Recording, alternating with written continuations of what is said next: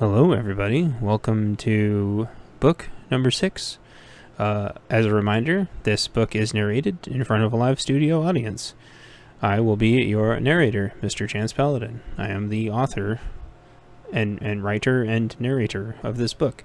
This book is called Storm Before the Calm.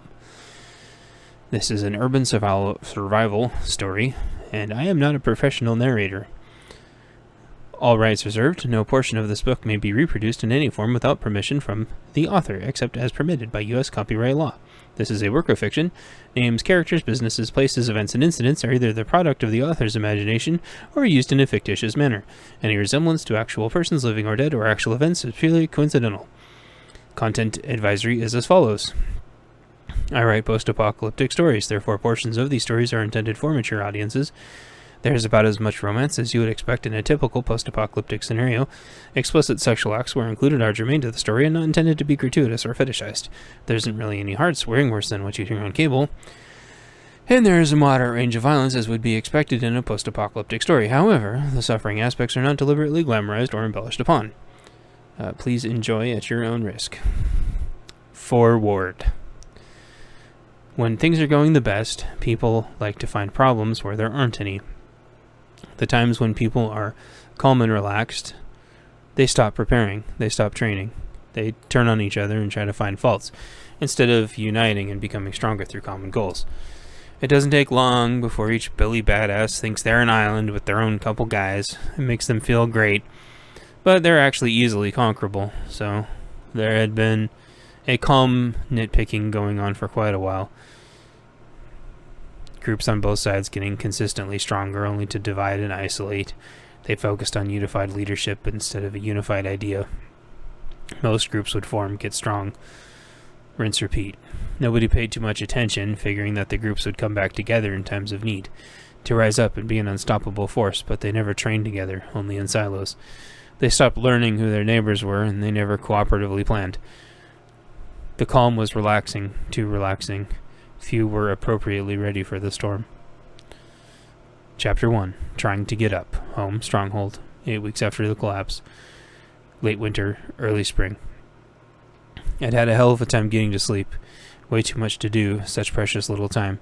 I finally did get to sleep though, and it didn't take long for the nightmares. Easily the worst nightmares I'd ever had in my entire life. I was surrounded by demonically possessed children that wouldn't die, couldn't die, tons of them.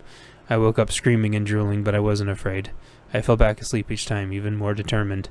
Even more possessed children, now with butcher knives. I woke up yelling into a pillow. A small contingent of children possessed and controlled by their evil parents. Some of the children no older than 5 or 6 trying to kill me every single time I closed my eyes. I feared no evil, then dove back into sleep to fight them more, even though it was completely hopeless. What was it accomplishing? What was I fighting for? My personal and inalienable right to get to sleep in peace, even if only for a few hours. Finally, after more tries than I could count of trying to dispatch these controlled young hosts in my unconscious, I finally reached balance. It was a black rolling ocean. Instead of waves was inky rubber that absorbed light. There was something cylindrical trying to press through, first 1, then 10, then hundreds and thousands, like heads trying to shove through latex, all off sync by milliseconds. They were heads, bodies, being held on the other side. I just floated in place and stared, finally achieved balance. I watched for a few minutes satisfied. It was time to rest. I finally got a few hours of sleep. Tap, tap, tap. There was knocking at the door. I woke abruptly and pointed my new .320 model pistol at the door. I had fallen asleep with my new sidearm in my hand again. Sleeping with guns is such a funny thing. Tap, tap, tap. Tiny taps on the door. I put my sidearm on the nightstand. My cat already having jumped off the bed to take a defensive position, but curious. These weren't aggressive door knocks. They sounded a little low, also. Low on the door. I hopped out of bed. 1 minute, please. I tried to say in a softer tone to not sound like an angry monster. The last thing I wanted to do was discourage the kiddos from coming around. Before I'd gotten used to it, I never had any money ready to buy their silly little knickknacks or whatever. I finally learned, though, and they were okay with coming around before the collapse. I carried the tradition forward post-collapse. Callbacks to a time where if kids needed something and their parents weren't home, they could safely go to the neighbor. A tiny voice acknowledged from the other side of the door. I put my morning clothes on. It was a few weeks since we'd safely got to our defensive position, a redoubt, a fortified farm, a blossoming community. I was in a tiny house on the edge of the town square, newly built. We'd already met our closest neighbors, which was a huge plaza a couple hours' drive north and west. They were really nice, a little green, but they had the right idea. We formed a defensive pact with them, and in turn, that formed mutual pacts between them and the two other nearest strongholds. Everyone knew they weren't really up to helping us, but we would get them up to speed. Community building, that's what we're all about. I finished getting my morning clothes on and put on my contractor cap backwards. It was starting to be morning, which I guess meant dawn patrol, but I guess I'd see what the kids wanted. People usually used them to run errands, made them feel important, taught them discipline. I threw on my shoulder holster kit with my now backup sidearm, and I opened the door. Chapter 2, Little Monsters, Pre-Dawn. How can I help you? Multiple pairs of eyes stared back at me. Tiny voices spoke. Will you help us again today like you did before? They were playing the pronoun game with me again, so simple, very few things to concern themselves with. I had to help them do something. Maybe they were playing a trick on me, I have no idea. I give up. What is it you need my help with? Dishes? But right as I said that and they started answering, I realized the teacher didn't show up and I needed to substitute. It's your turn to watch us, and we have a list. You didn't forget, did you? If you ever got to substitute again, we were supposed to come up with a list. No, how could I forget about you awesome little fritters? I was just testing you. None of them believed me. Freaking kids are so smart. I'll be out in a minute. This made them all happy, and they sat down outside. They were my responsibility for the day, and I couldn't let them out of my sight. They chattered back and forth about how much they loved my cat, despite only seeing it in passing a few times. It soon evolved into everything they liked about cats. The discussion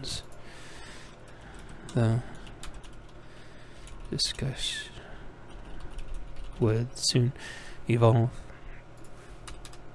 into everything they liked about the cat, and then they tried to one-up each other about why they thought it was so awesome. I put my boots on, tried to hurry before they got too worked up.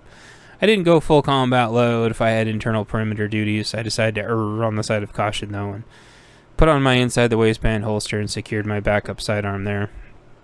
I put the mag for it in my pocket and went to put my 320 in my shoulder holster with a spare mag. It held more than twice the rounds, so I could carry around 40 rounds on me at a time. And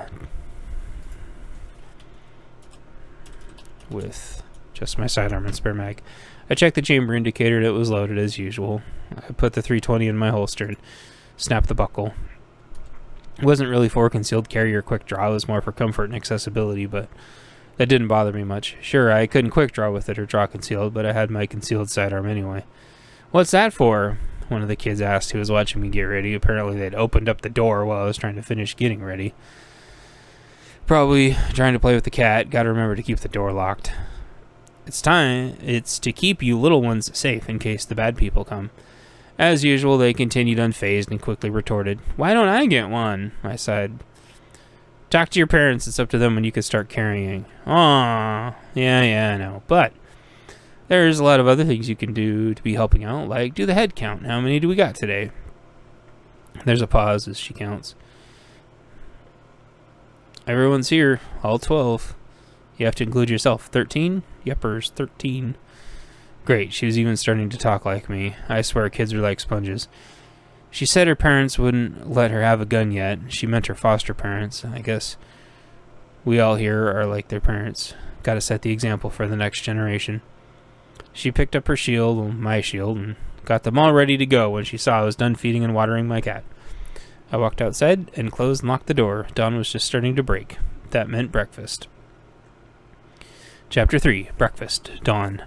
I told little Miss Bold to take the front and lead us to the mess hall. We had a big tent set up where we ate in shifts. Eventually it was going to be a big hall where almost all the group could sit at once. I told little Miss Bold, which had her shy sister directly behind her, to take it away. We had a little song that we sang to each event. Headed to the mess hall, headed to the mess hall. We're going there to eat, we're going there to eat. The food's going to be great, the food's going to be great. The service can't be beat. The service can't be beat.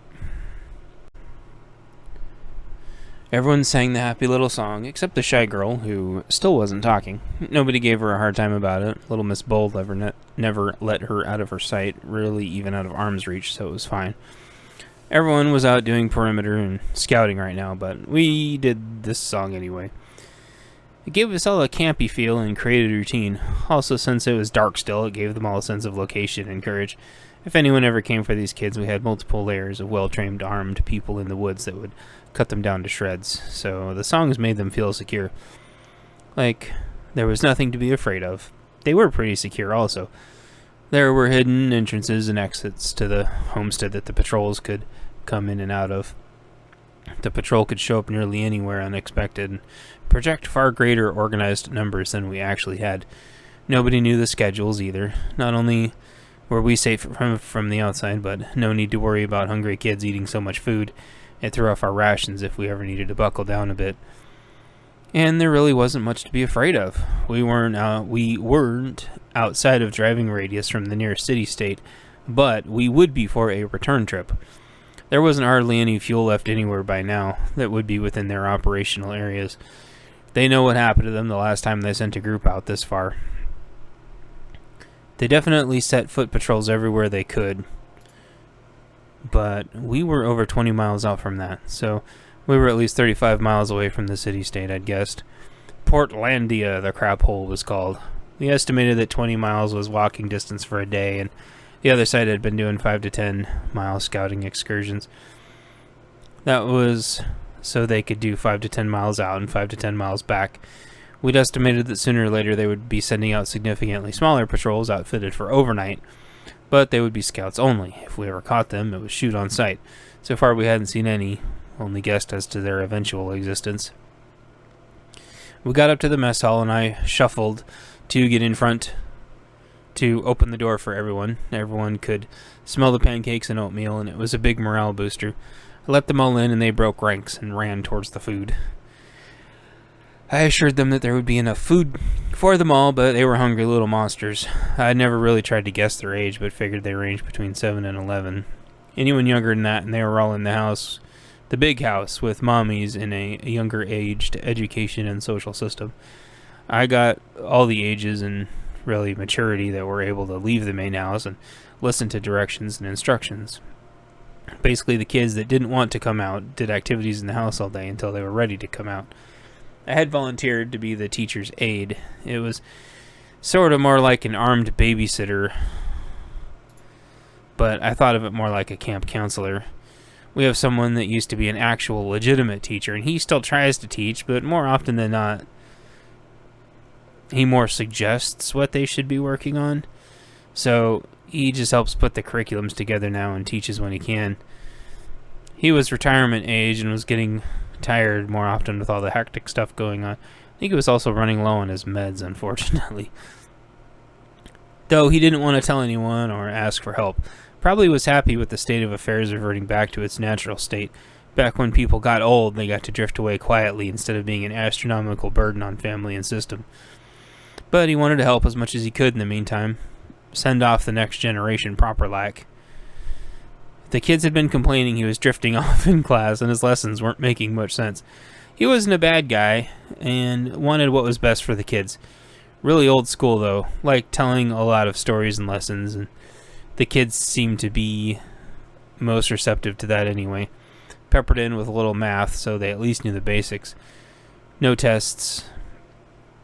They made him grumpy, answering tests in the form of full sentences, something nobody did as an adult. I broke my thought process for a second as the kids started to sit down at their tables with their food. I reminded them all to switch seats so they didn't start developing cliques. The last thing we needed was a kid getting isolated and turning into an actual monster. They would still develop a hierarchy, of course. Kids always did. There were no participation trophies anymore, only success or failure. They succeeded or failed as a team. They all had a place, and the best ideas floated to the top. All I did was help them critically think through what they were doing. I stood up and nibbled on my food with plate in hand. I was going to go check on the cook, but remember, they didn't like to talk much. I remember how we figured out the education program. the teacher that we had sat down with me and we ironed out a bare bones education program. We tried to think about what they absolutely needed. History got completely rearranged to cut out 80% of what was taught in schools. We started with Native American wars, then the Revolutionary Wars, then the war with Mexico, then the war between the states. We focused on what really happened instead of so many years of indoctrination. I had a heck of a time chasing all these books down. More than a few people thought it was a waste of time doing looting runs in schools, but it paid off eventually. Within a few weeks, we had history books for each event. We taught math without books, only taught the basics: addition, subtraction, multiplication, and division. We'd played around with teaching geometry and statistics, but by the time the younger ones were old enough to even understand what that was, they were basically fighting age. When it came time to build things, they learned all the geometry they needed, so that worked out well. They learned statistics on the fly through normal conversation with everyone. The rest of the arithmetic was basically gone. I grabbed one of each book from algebra to calculus and trig, but it was only for the library. My head hurt just thinking about those subjects. Maybe someone would want to learn those topics someday, and that way they would have the opportunity. I snapped out of my thoughts again and realized the kids were all just about done eating and starting to get restless. It was time to clean up, and then calisthenics. Everyone, we ready for cleanup? The kids all repeated, cleanup. I saw the last of the kids finishing their last few bites and taking their last sips of their juice. All right, clean up then. Another song started. Clean up, everybody everywhere. Clean up, everybody do your share. I admitted to myself that song sounded kind of calmy, but it would take all of us to keep the place clean. They all scraped their plates into a compost bucket and carefully put their plates in a bin, stacked up properly. They did the same with their cups. Their utensils all got set in a third bin. Good job, everyone. Now it's time to go get stretched out. Needed to burn a bunch of this energy off before I could get much into their brains. Started with stretches first so they didn't hurt themselves. That was also so their stomachs didn't get upset. Everyone got back in a line and I let them out of the tent and counted again. Still 13. The sun had completely come up and it was going to be overcast as usual. The days were getting slightly longer and slightly warmer. We headed to the playground. Little Miss Brave in the lead, her shy sister behind, and the rest. Another song broke out.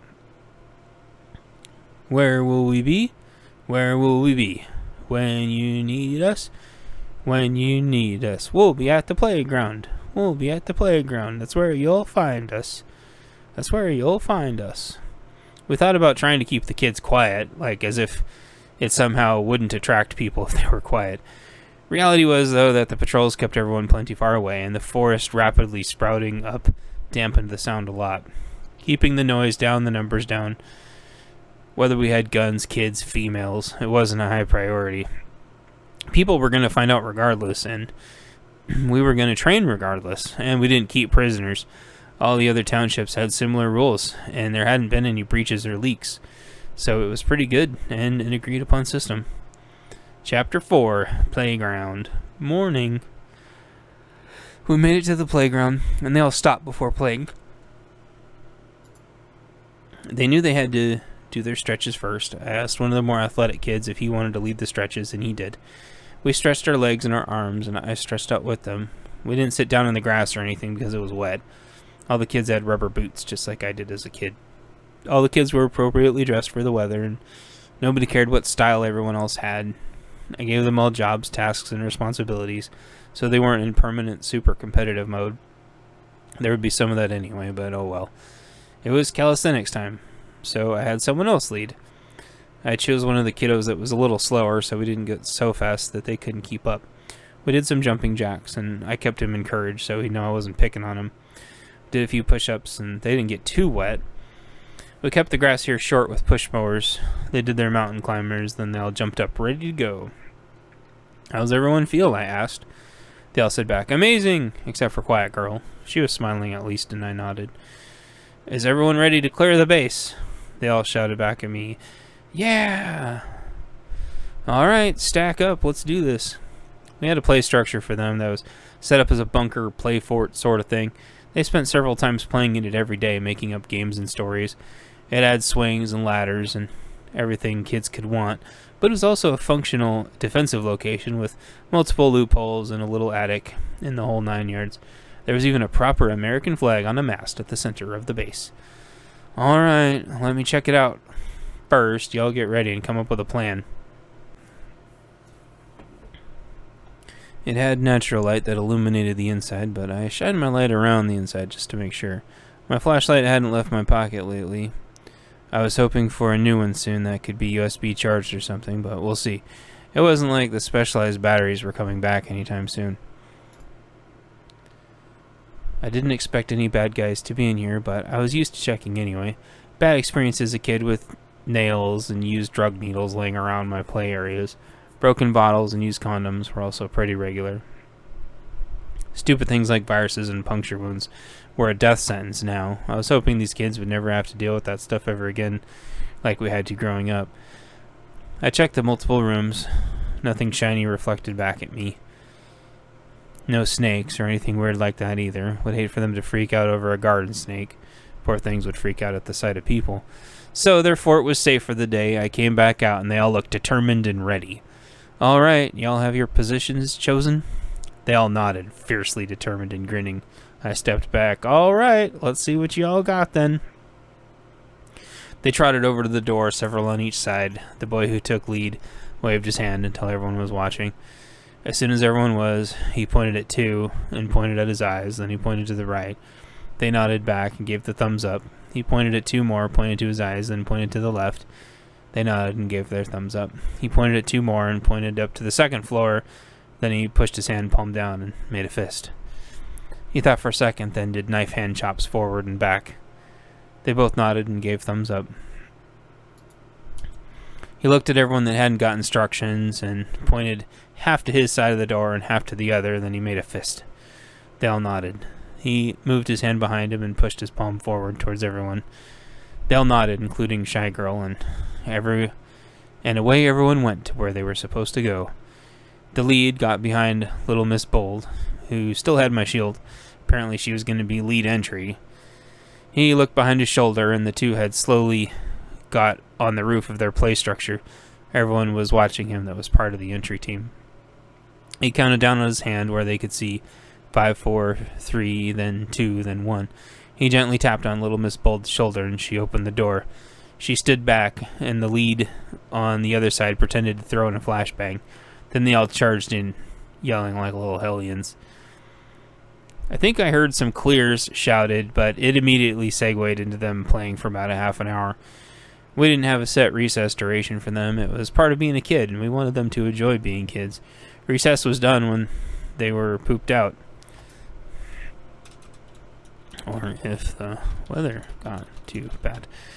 Some of them wanted to play soccer, so we had a soccer ball. I always enjoyed playing that with them. The rest played all of their invented games on the fort. I talked the guys into making a run on a big box toy store and scored a lot of playground equipment. The video games had all been looted, and a lot of the more common must-have toys. A lot of the bicycles were gone too, now that I think of it. Not really surprising, but I wanted those playground toys. It wasn't easy to carry, but I'd brought back a big bag of outdoor toys. I got some basketballs, volleyballs, footballs, 4 square balls, but my most coveted find was a tetherball. I talked the guys into letting me have a steel pole and setting it into unusable concrete-filled tire, then took some paracord and fastened it to a ring we clamped at the top. The kids absolutely loved tetherball. There was something here for all of them. They started to get pretty tuckered out after about a half hour or so, and it was time to go in. It started to sprinkle anyway. I didn't want them potentially getting chilled and catching colds. That could lead to pneumonia in the whole 9 yards. It wasn't good. It looked like they were right in the middle of playing zombies. They wouldn't be happy, but it was close enough to where they'd be going in. "Attention!" I commanded with my authoritative voice. All 13 of them came and lined up. "Get your stuff and lock it down. Time to go in." I could smell it before I heard it. There was a storm coming. The pressure on my head was getting noticeable also. We probably had 20 minutes. A few of the children groaned, but they complied. They had become well disciplined in short order here, so they did a quick sweep, grabbed their stuff, shut the doors on the base, and got in line. The sprinkling was getting quite noticeable. It was time to get inside. Going to try to get some classwork done now that they were worn out, I started the song. Going to the classroom, going to the classroom. Going to learn stuff, going to learn stuff. You are the best kids, we are the best kids. Couldn't ask for better, couldn't ask for better. Chapter 5, Classroom, late morning. Got them outside the main house pretty much just in time. I shuffled in front of them and got the door open to let them inside, and they quietly went inside. I reminded them all to take their shoes off, and they put them in cubbies we'd made for them. They took slippers out, and I'll put them on quietly. I saw that everyone was ready to go, and we walked in silence to the room that had been dedicated for their studies. I opened the door and let them in. It wasn't chilly in here. They had the heat routed from the stove to pump heat throughout the house. We had a few maps that people had before the collapse up on the walls, along with some semi-motivating posters. Everyone took seats, and I shut the door and scuttled over to open the blinds to let the natural light in. There was a good amount of light from this room most hours of the day because it had windows north and south and had a skylight. It was unanimously agreed upon that we have an American flag in the room, and as soon as everyone got situated, they stood and waited. I started with my right hand on my heart, and they immediately joined in. I pledge allegiance to the flag of the United States of America and to the republic for which it stands, one nation, under God, indivisible, with liberty and justice for all. I turned around and smiled, and they all smiled back, and they all sat down. All right, I said with all eyes on me. Who did their homework? Ah, they all responded in goofy tones. Okay, I'm just testing you. That was one of the rules, 0 homework. If you couldn't get it done in the time you had, it was your fault, not the kiddos. What'd y'all want to learn today? What'd you cover yesterday? I only had them a day or two a week, so we pretty much trusted them to steer us unless the subject was getting noticeably neglected. They all sort of looked at each other like they were getting a little confused. They explained that they were actually ahead of schedule. I looked over at the library for them, and everything was in order. They said they were up to speed. I thought to myself. I looked for the notes of what was next on the agenda, but I could find none. I looked around more and thought, there were already colorings up all over the wall. They'd been coloring already. With that, there was some thunder relatively close by. One of the girls shrieked, and several people hunched down in their chairs. No worries, everything's fine, it's just thunder. A second later, there was lightning. See, lightning, everything's fine. Now, I see you've been coloring already. Was there anything you've been inspired to work on? It started raining fairly heavily. I imagined the light going out and being so thankful that there wasn't power to worry about anymore. That'd frighten the kids even worse if it was still a thing. I remember multiple times losing power in the middle of the day. Very few rooms had natural light. It understandably messed up the day's worth of studies. It wasn't even a blip anymore. So how about story time? Someone asked. Then about 5 more story times got repeated. Story time, I asked. Is everyone cool with that? They all nodded. I got out some blankets from the chest in the corner and handed them to one of the children to hand out. I got water bottles from another chest and handed those out to another kid to hang out. Water and blankets were being handed out, so I went back to my spot in the front. What kind of story about what? I asked. The rain being wonderful white noise and the air starting to smell amazing. One of the kids said, "Storm!" Then 3 or 4 storms resonated throughout the class. So, you want to hear about a storm? They nodded, and I thought for a second. All right, I'll tell you about the biggest storm of all. It wasn't a windstorm or a snowstorm. It was a storm just like you're seeing right now, except north of here, and they weren't prepared like we are. I could see all the little chitlins settling in. Here we go, I thought. The story of Knuckles, Malaise, and Luxon, Seattle, day before collapse. Winter. Chapter 6, Knuckles' intro, morning. It started on a normal enough morning, sort of like today. Safety was getting progressively worse in the city-states. But not everyone was ignoring the issue. A guy we'll just call Knuckles was in town, trying to find a cheap version of productivity software. He was completely mentally immune to society's decline. In his head, it was completely a normal day. He had kissed his wife, new baby, and dogs goodbye and headed into town. It was his first day off in ages, and he was laser-focused on getting this new software. He wanted a version of the software that didn't expire and didn't have subscription fees forever. Buying the software online was super expensive, but he'd found a place that had the suite and the code for the right price. This version would be significantly less expensive in every way, well worth the drive. It was a legit OEM version that some mom-and-pop computer hole-in-the-wall had on a back shelf that nobody paid attention to. And the shop didn't open yet, so he decided to sit down for breakfast. He was trying to get in and out early before the traffic got too bad. The morning traffic was missed, but there would be lunch traffic and then the 5 p.m. grind. It was basically never-ending traffic, but there were tiny windows of time where it was slightly more tolerable. Knuckles had a project he was working on, and if he got home in time, he'd have all afternoon to work on it. He sat there in the cafe overlooking the water, determined to get his software disk. His vehicle was in sight, slathered with patriotic decorations. He was in the absolute heart of liberal territory in one of the most liberal cities in the entire United States, but he didn't care. Knuckles didn't directly challenge anyone. He mostly minded his own business. Sure, he would look people straight in the eyes, but he never said much. He was average height, looked average enough, but what you couldn't see is that he was rock solid. He was a working man, been messing with steel his entire life, but that wasn't his passion. He didn't really have a passion. He was sort of just there. He'd float from one thing to the next with no real attention span. Something would seem awesome 1 second and then no longer priority soon after. This was his priority of the day. He usually always finished what he started, and he was going to get this software disk and key code right after they opened. He drank his completely standard coffee, which the barista had brought over to him. She didn't seem super enthused. Maybe they didn't make a lot of normal coffee. He didn't know. He made a mental note that she was young and mildly attractive, and then promptly forgot as he watched the people outside. He nodded to himself that his wife was way hotter, and went back to making sure nobody was taking special interest in his vehicle. He sipped his coffee. It wasn't too hot. His stomach grumbled and remembered that he hadn't eaten. He tried to remember if he ordered a snack, and he had. He got up to go back to the counter, and when he turned, he sent the barista flying. She'd been right behind him with his egg and bacon sandwich he had ordered. He got so focused that he hadn't been aware of his surroundings again. He sprung up and over to her and put his hand out to help her up. The whole cafe turned to look at them like he had just hit her on purpose. Instead of taking his hand, she held out his food, which she hadn't let fall off the plate.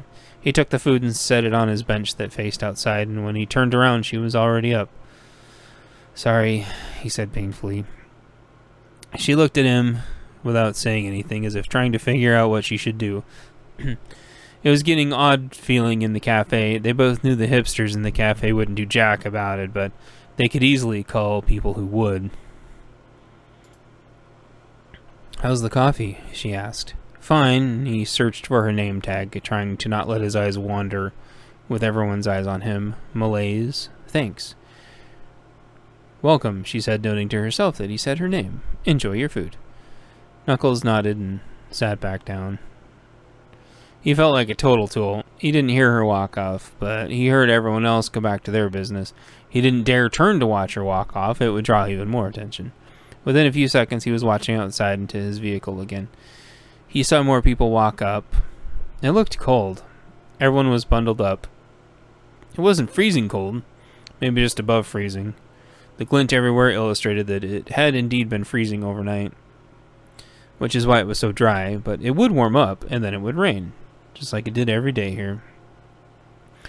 Someone opened the door to come in, and the door jingled. The salty air rushed in, trying to cool the coffee shop down, but somehow warming it instead. Knuckles noticed the guy had a weird posture. The guy had tunnel vision also. He didn't fit here. Neither did Knuckles, of course, but this guy was different. He wasn't making the right body language for someone who was here to buy coffee. He was here for something else. Was he looking for friends? Was he looking for a Wi-Fi password? Maybe the morning newspaper. Knuckles had the last one. Talked about a big storm coming. Had chuckled to himself that they were always talking about big storms and nothing ever happened. This guy wasn't looking for a newspaper, though. Maybe he wanted coffee grounds? The city had all started suspiciously growing crops all of a sudden. No, he didn't want grounds. The barista, Malaise, asked if she could help him, her voice sounding hesitant. He didn't like that sound in her voice. Maybe Knuckles had hurt her, or maybe she was worried about this dude. Either way, he didn't like it. In the blink of an eye, the guy lunged forward and grabbed the shop's tip jar and tried to make it for the door. Nobody did anything. Knuckles kicked a stool across the coffee shop, which intercepted the now thief. He tripped and slammed his face into the door. The tip jar and money flew everywhere. Knuckles rolled up his newspaper and into an improvised cudgel. In the 2 steps it took for Knuckle to close the distance, the thief was up with a knife in his hand, making an upward swipe towards Knuckles' carotid artery.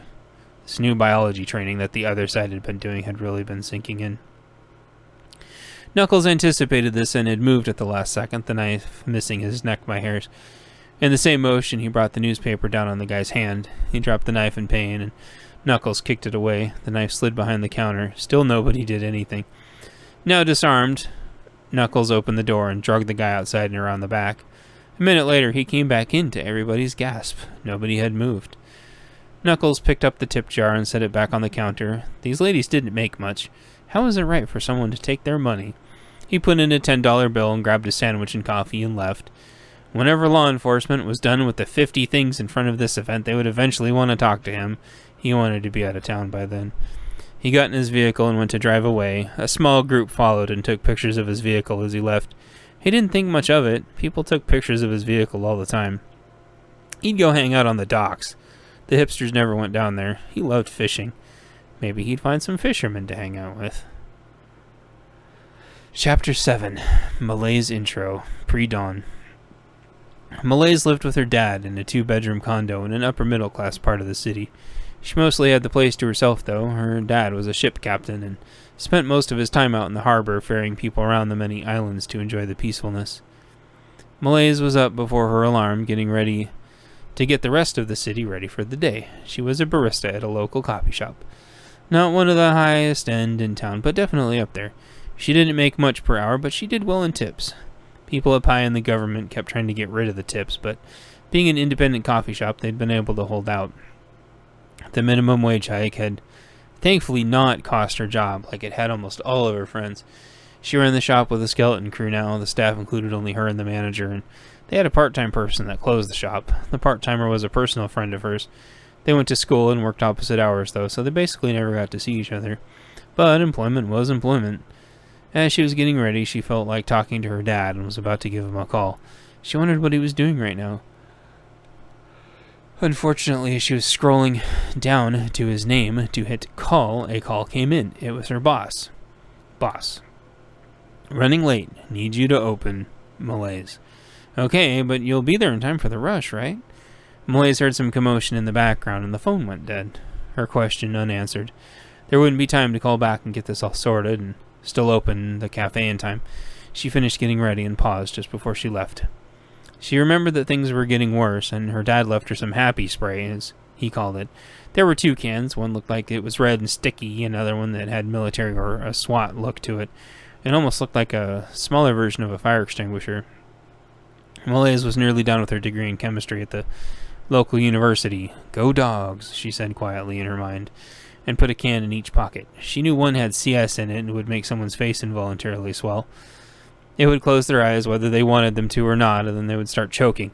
If they were trained enough for it, the best or worst, depending on who, all it would do is clear out their sinuses. The other can was a sticky burning sauce that caused searing pain within seconds. Once the stuff was on you, there was no getting it off. She'd seen some videos, seemed pretty straightforward. She also heard of people not breaking the tabs or flipping up the safety, and thus the cans were useless. She'd seen other videos of people spraying themselves in the face, having it pointed the wrong way as well. Yet further videos of people spraying it on pizza and eating it as a fun but painful challenge. She'd worked enough in the labs at school to have all this figured out. You didn't want it in your face, and you didn't want it in the air between you. Likely she would use the fogger in crowds if they were rushing, and the gel if she had a specific target she could aim at. She put her hands in her pockets and felt them. They both had the same trigger mechanism. They felt good in her pockets. She felt a little more reassured. They only had 15 sprays or so apiece, which wasn't a ton. 15 sprays were more like 10 or so. Would be enough to get people away from an attacker or two, maybe a small group if the protests were thick leaving school tonight. She stopped by a mirror before she headed out, brushing her hair on the way. gave herself a look over and nodded, put some lip balm on, and put it in her coat pocket and grabbed her coat and threw her day pack on that had her girl stuff in it and headed out. She stepped outside after making her way through the building, and it was cold. It was really cold, like wearing your socks and shoes instead of your boots, and then the wrong socks cold. She knew it wouldn't be safe to wear her boots at work, though, and the boss would frown on it. Malaise walked her many blocks to work. It was dark out, but the street lights marked the way. She made wide circles around each alley and corner. She walked past the commie statue of Lenin and thought about how lucky she was. Their communist doctrine would have never allowed her dad to make the money that he did. No way to afford to live in the decent place that they do, and certainly no way she could afford to go to college here. The statue had become the icon of a legendary hero to these people, though. College brainwashing was getting worse and worse. She was glad she was almost out. She'd have her bachelor's of chemistry in a few short months, and she was planning on her master's. Already had a scholarship lined up. It wasn't a full ride, but it was close. As she thought about her daily motivative thoughts, she listened observantly. She liked the dark, though it matched her dark hair, but these lights only seemed to give advantages to the bad guys. Once you were in the light, there was no way to see into the dark anymore. She counted the blocks and looked up at the needle. Standing there like a weird space beacon, the oversized needle with a spaceship on top sat quietly, making sure everyone knew which direction the sky was in. Malaise knew that was about the halfway mark and proceeded over the troll bridge. She listened and heard nothing, and nobody was out. It was too cold, too early. She wasn't going to let her guard down. She swept her gaze for vehicles out of place, and there were none. She trotted along at a steady and brisk pace. Malaise was nearly to the coffee shop. It took about 20 minutes or so at this pace. She didn't have a ton of prep to do, but it wasn't going to be fun doing it alone. As she got close to the coffee shop, she started to see the typical tents, bags, and boxes. They wrapped around entire blocks, so she could see them disappear off around the corner of the sporting goods store that shared the parking lot. Those were homeless people that had been shuffled around for years. Out of the city, into the forest, and back more times than she could remember, ever since she was old enough to remember. The city never got their act together to make tiny homes for them. It was more important to squabble over money, building codes, and place blame instead of help, so they just got passed around. They weren't stirring, though. She was alone, and she could sneak in quietly. She quietly maneuvered around their nightly shelters. Malaise hopped on the inside that none of them... hoped on the inside that none of them had frozen to death overnight. They were all silent, like tombs. She wasn't afraid of them, but if they approached her without listening to commands, she had the fix-it spray now, one for each hand. She crept up to the landlord's dial-in pad and pressed it. Each beep was loud. She'd forgotten how loud it was. She heard stirring. Upon completion, the door didn't unlock. More stirring from the makeshift knife shelters. She mashed the code a second time, and nothing. Several homeless had started to rustle now, disturbed by the beeping. After the second code entry failure, she remembered that they had changed the codes the night after an employee hadn't worked out. She punched in the new code as she started to hear a bag unzip behind her. The bolt opened and she whisked in and shut the door behind. A perimeter alarm started its notification process that you had 30 seconds to turn it off before it would go bonkers. The alarm was deafening. Her manager had triggered it once. It'd take a lot of explaining to law enforcement that she wanted to avoid. Luckily for this, she had her own personal tailored code. Malaise mashed in her favorite numbers into the system, and the whining pre-alarm stopped.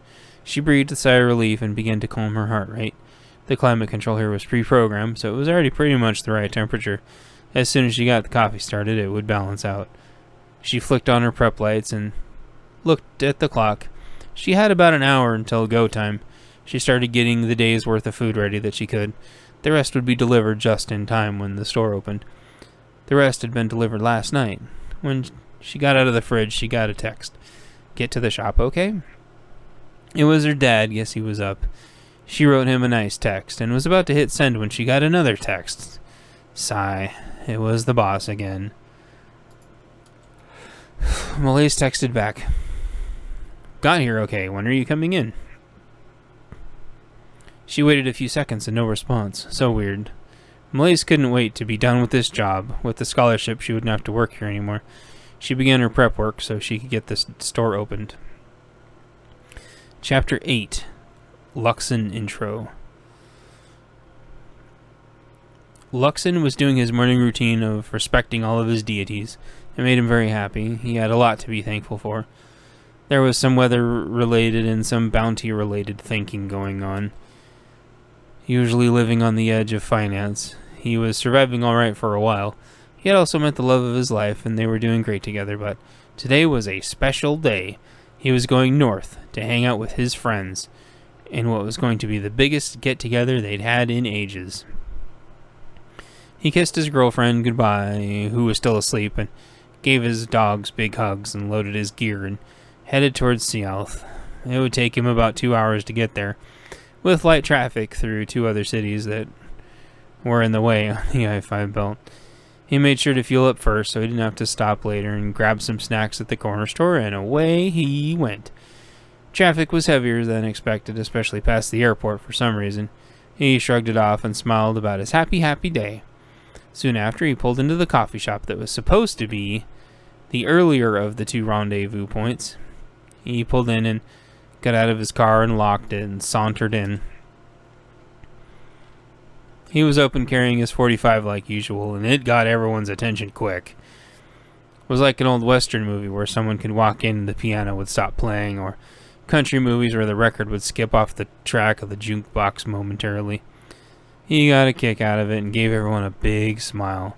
His beard flowed down to his stomach and a little heavy for his height, but making up for it in muscle. He was also surprisingly athletic and had no problem keeping up with the taller folk that would have longer strides.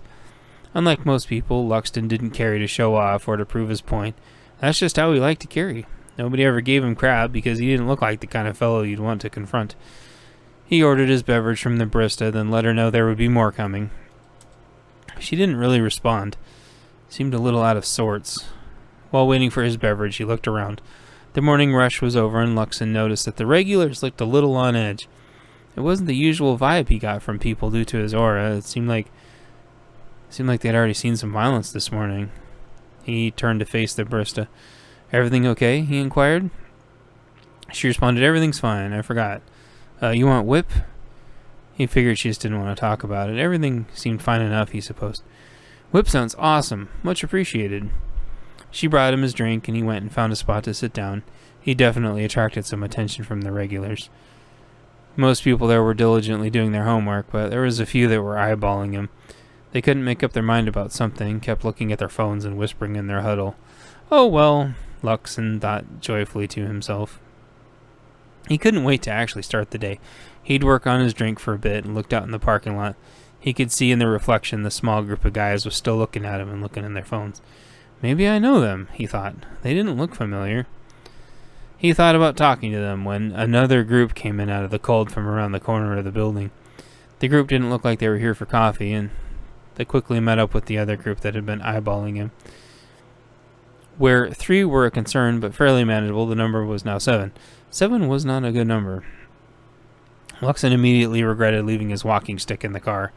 He saw there in the reflection that they had come to a consensus about whatever it was that was on their mind and started walking over. Luxon slowly and casually turned around in his stool. "Hi everyone, what's on your mind?" he inquired in a jolly tone befitting of his stature. The one that appeared to be the leader spoke. "We have a question we want to ask you." "Oh, well, sure, what is it? Do I know you?" "I think we know you, but we have a question to ask you outside." They weren't being quiet, and this was starting to disturb the studying students and the barista. "Sure, no problem. Let me set my drink down, and I'll answer whatever you want." His jacket was over his sidearm, so they couldn't grab it. He could draw it fast enough, though, although at the capacity he barely had 1 bullet per. The other thing was, even with the threat disparity in their numbers, it would still look bad if Luxon had to take them out unless they actually drew weapons. It was starting to get more common, where even if they had numbers, they started carrying weapons. Ideally, their strategy was to provoke their targets as an excuse for excessive brutality. They didn't always need an excuse, but it's usually what they went for. If guns ever got pulled, even at the low ready, it'd work against the person in the media anyway. They would tout in their social media, "Nobody died from anti-fascism, only the alt-right." blinding people in acid attacks and pouring urine on them and bloody tampons, destroying their work vehicles, and beating them within an inch of their life was apparently considered okay, though. It was a lose-lose situation as many saw it. It was somewhat unfair as he saw it in his mind, but whatever. He'd gotten this far and didn't come off even as remotely concerned. Luxon wouldn't disrespect the establishment by fighting inside. With a turn to look at the barista with a look of longing in his eyes, he walked out of the coffee shop. There was multiple guys ahead and behind him. In her eyes, Luxon had seen conflict. Luxon imagined this was probably because they would know that she might call the cops. They hated cops. Well, she'd be calling them anyway soon. Of course, there was a 50-50 chance they'd happily fight it out with the cops instead. Luxon chuckled to himself at the thought as they walked out the door. One of them heard the chuckle. "What's so funny, racist?" "Oh, that's what this is about. Look, I'm not racist." Luxon tried to explain his runic tattoos and attire, but they weren't listening. It made him sad that he was being mistaken for an identity group he definitely didn't identify with. "We don't allow white, supremacist, racist scum here." Another saying, "We won't allow you to normalize your hate speech." He tried to explain that he was simply trying to enjoy his coffee, but his good-natured patience was wearing off. He didn't like being called a racist. He loved everyone equally. He would fight just as hard to protect anybody if they were being bullied by hate mongers, and this made him sad. "Look, guys, I just want to finish my coffee. I'm not racist. I mean, come on, let's all sit down and I'll explain everything." He had his back to a wall, but there were 4 of them in a semicircle around him. Even if they didn't hit very hard or didn't have weapons, he was at a disadvantage. Worst case scenario, he could only draw on about 2 of them before the other 2 would get him, and the several behind them would pile on him. He studied their body language and their unconscious signals, trying to figure out which one would strike first and hardest so he could take them out. Luxon also looked for telltale signs of hidden weapons like knuckle dusters or rebar in their sleeves, but saw nothing. 2 in the back seemed to be ready with pepper spray, though shallow in their pockets. He also didn't want to get sucker punched, which they loved doing. Luxon really regretted leaving his walking stick in the car. He looked to the left and he looked to the right. Any second the punches were going to start flying when a van pulled up. And it stopped right in the middle of the parking lot. A man rolled down his window and said, "Hey, everything okay?" He hollered at no particular person, as if he just liked to yell as loud as he could to get people's attention. A passenger's side door and a sliding door could be heard opening from around the van. "Get lost," the punk said that comprised the second layer of the semicircle. "Oh no, friend, we aren't lost. This is exactly where we are supposed to be," another said with anticipation. 5 guys came around the van and directly charged, hollering into the punks. The punks got immediately smashed, really having dealt with fairly even numbers of half-crazed people that fought like they were middle-aged berserkers. The so-called anti-fascists slinked away, and Luxon gave them all a hearty embrace. Several improvised weapons littered the ground that would have been used to brutal effect on Luxon. One of the guys scooped it all up into a plastic grocery bag he got from the van with his feet. He tied up the bag and tossed the weapons into the back of the dumpster, deep in where the weapons couldn't easily be retrieved. Luxon went to his car and got on his cane now, like he should have beforehand. "Guess this isn't leaving my side now." "And neither are we," his friends mentioned. Several nodded. He smiled, and they all smiled, and they all went back in for coffee. They bantered back and forth. "How many more are arriving?" "We're expecting 20 to 30 at least." The barista interjected as she brought everyone their beverages. "Not all at once, I hope," she smirked playfully. They all laughed, and she laughed nervously. They were behaving, though, so she didn't seem to mind much. "So how long until the event, you reckon?" They had a historical event that started in a few hours that had all the culminated documentaries of the Anglos, the Saxons, the Germanics, and the Norse. "We'll wait an hour or so and then head over. All the stragglers can meet us there." "Sounds good." They hung out and enjoyed lots of snacks and beverages. When enough people had arrived, they helped clean up and left a substantial tip. Chapter 9. Knuckles. Hanging out. Late morning. Knuckles hung out at the piers for about an hour or two. There were some nice fishermen fishing out in the freezing cold off the docks. Knuckles loved the camaraderie, and they exchanged fishing stories for a couple hours. In what seemed like no time at all, it was time for Knuckles to go pick up his software from the store. He wished them all good luck and went on his way. Knuckles got to the computer store in a few minutes of searching for it in town, then purchased his software disk. Everyone at the store was really nice to him, and he lamented how few of these stores were left. He texted his wife to let her know he got the software disk. She responded pleasantly, and he smiled to himself. I'm such a lucky guy, he thought. Before he went to leave, he trip-checked. You always trip-check now to make sure you didn't get blocked by protesters or vehicle collisions or whatever else could happen. The roads already showed red, and it said it would take several hours for him to get home. He decided he would go make sure his vehicle was fueled up and get some lunch. That way he would have eaten and he would have snacks for the way home. You never want to be without snacks, he thought to himself, as if it was the most important law in the world. He fueled up his vehicle and purchased some snacks. He couldn't decide which beef jerky he wanted, so he chose 2 of every pack. There were some steak ones and some pepperoni and some cheese and some meat combined. It was expensive, but having such great protein that lasted a long time was worth it. As Knuckles was checking out with all of his decisions on the counter with a $20 bill, a bunch of punks came in. He counted 12 or so. They didn't look so good. Something had happened to them. Knuckles had recalled passing a sign on his way in that said something to the effect of, "No hoods, no backpacks, no masks."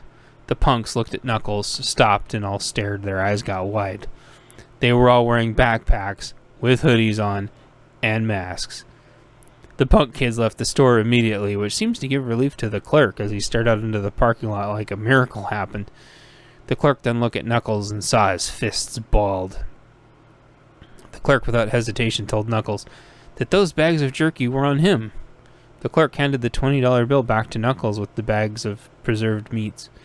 Please take it. You've earned it." Knuckles didn't really understand, but he shrugged and said thank you as he exited the corner store. He did it once around the building and didn't see the punks anywhere. Good, he thought to himself with a resolved nod. He looked at the big mountain in the distance and smiled, and he drove off to find somewhere that had lunch. Knuckles' phone told him there was a highly rated food place nearby that had decent parking. He drove around for a few minutes and arrived. Knuckles inquired to the waitress about their blueberry pancake stack, as he had heard great things about it. They explained how massive it was, and Knuckles was impressed. "I'll take that, and some bacon, and some sausage." "What to drink?" "Water's fine, thanks." Knuckles was immediately impressed that he didn't get a dirty look about only ordering water as a beverage. On top of the initial glass of water, they brought him an entire pitcher of ice water, all to himself. It took them a while to get the food out, but it was absolutely amazing. The pancakes were huge, and there was whipped cream topping, multiple kinds of syrup, and even more berries for extra toppings. He didn't know specifically what to do, so he put it all onto one plate and started scarfing it down as fast as he could. They came to check on him and said he was very thankful. Knuckles finished up his meal, filling his water glass several times. He was very satisfied all around. Chapter 10. Malaise. School time. Afternoon. Malaise had a weird day, but her shift was almost over. A guy had smashed into her and then stopped a robbery. He tipped her well, which was cool. And some Viking-looking people came in, and there was another fight outside. She didn't call the police because it looked like mutual combat. She'd seen a lot of that lately, and law enforcement was getting less and less involved. "Don't start nothing, there won't be nothing," she thought to herself. The robbery guy dropped a knife. She took it and put it in a drawer after covering it and taping it up with cardboard wrapping. She wrote "Danger, Knife" on the outside of the cardboard so everyone would be careful. Who knew how many crimes had been committed with it?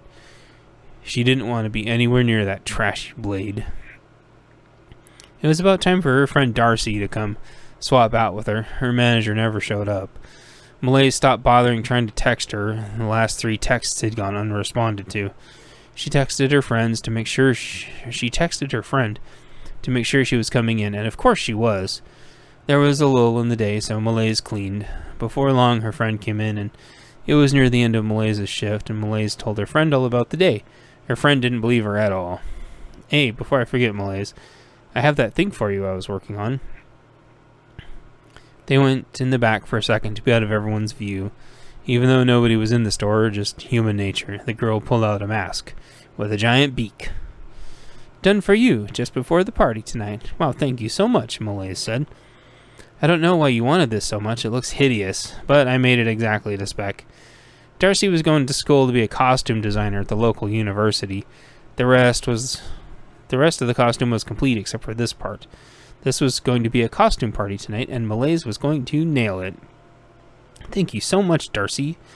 Malaise gave her a big hug. You're welcome. Now hurry up. You're going to be late for class. Malaise took the mask and slipped it into her bag. Around that time, the bells of the door jingled, and it was time for Darcy to get back to work. Malaise headed for school. This was important for another reason besides class. Most of her costume was also at the school. The costume had to be worked on there, since that's where most of Darcy's equipment was, and she never brought it home. On her way to the campus, she reminded herself to get the costume before she headed home. The trip was uneventful, though she noticed a lot of activity at the grocery store when she passed. Soon, she was in her advanced chemistry class, and the professor was explaining how to combine various chemicals to stabilize them. Malaise felt the defensive spray canisters in her pockets, and it gave her an idea. She decided for her big graduation project she would develop a system that had CS, but in sticky mode and with pepper. It would revolutionize the defense industry for non-lethal applications. She gave herself a mental pat on the back and spent the rest of the day with her school goggles and gloves on, trying to figure out different methods. She used the labels on the cans as her framework, and before it was time to go, she had some workable prototypes. Unfortunately, in the process of her sciencing, her 2 cans of defensive spray got ruined. She pouted and looked around for a solution so she would be safe going home. She had several bags of these sticky CS balls made, so they would have to do, and hopefully they worked. She didn't have any freshmen to try her product on, unfortunately. That made her giggle. She was careful to not put her hands on her face. The product was very potent and sticky. Malaise carefully peeled off the gloves and threw them in the trash, and she put all her notes on how to make the product in her bag. It was time for her to head home for the evening. Wanted to get home before dark. At the last minute, she remembered the rest of her party suit, and she was good to go. Chapter 11. Luxon. Event and Dinner. Afternoon. Luxon and his friends had a great time at their event. There were a lot of historical artifacts and texts, and it was quite enjoyable. The gala lasted all day and had performers and short films, and it was very entertaining and enjoyable. When it was all over, it was time for them to have dinner before they departed. They had a place reserved for them so they could all eat together without the hassle of finding a spot big enough for their group. They shared great stories and overall had a great time. They all knew each other, but had never had anyone in the same place at the same time. Luxon decided he wanted to address everyone. My fellows, I want you to look around and see all of these great people that we have together. They all looked around and smiled and patted each other on the shoulders. We're here, united under one cause, and I think this is going to be a great year for us. They all cheered and slammed on their tables.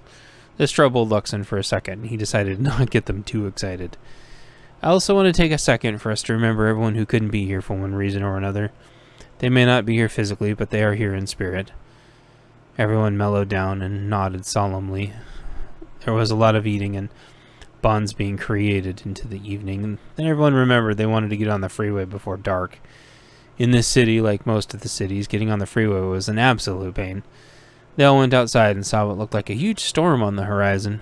They all just stared at it quizzically, like it meant something, some kind of cryptic message that they should be able to understand. Then they heard a commotion at the grocery store across the street. Chapter 12. Knuckles. Hardware and Protest. Afternoon. Hold on. Earlier. There we go. Nope. Hiya. Knuckles was all ready to head home and Trip checked. The traffic looked a little better now, and then he remembered that he also wanted some materials for a project he was working on at home.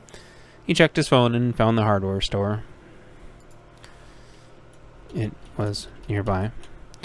When Knuckles got to the hardware store, he got some cursory looks, then everyone left him alone.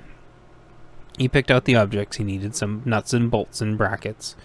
He was about to purchase everything when he looked in the cooler next to the checkout. There was a huge bottle of water there, so he decided to add that to his proverbial basket. After he went out to his car, his truck, he prepared to finally head home. He had procrastinated long enough. He put the items he had purchased in the... Drive a truck? Didn't he drive a truck there? This is going to be embarrassing later. Then he heard commotion down the street. What was that? He wondered. Well, there was a protest going on. Knuckles put on his plastic shell gloves.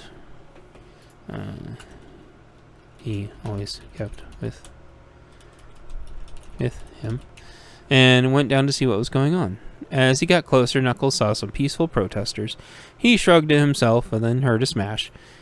He rushed over to see what happened, and someone in black clothing had tossed a brick through a window during the peaceful protest. That did not make Knuckles happy at all, and he chased after the person who did it. They would see justice if he had to drag them to the police all by himself. Knuckles chased after the black-clad vandal only to turn a corner and ran into 4 more of them. Knuckles stretched his head from side to side, and then the other. All 5 of them rushed Knuckles at the same time. He simply grinned. When there was no more fight left in the 5 attackers, Knuckles went back to the store that was being protested against. It was a gun store.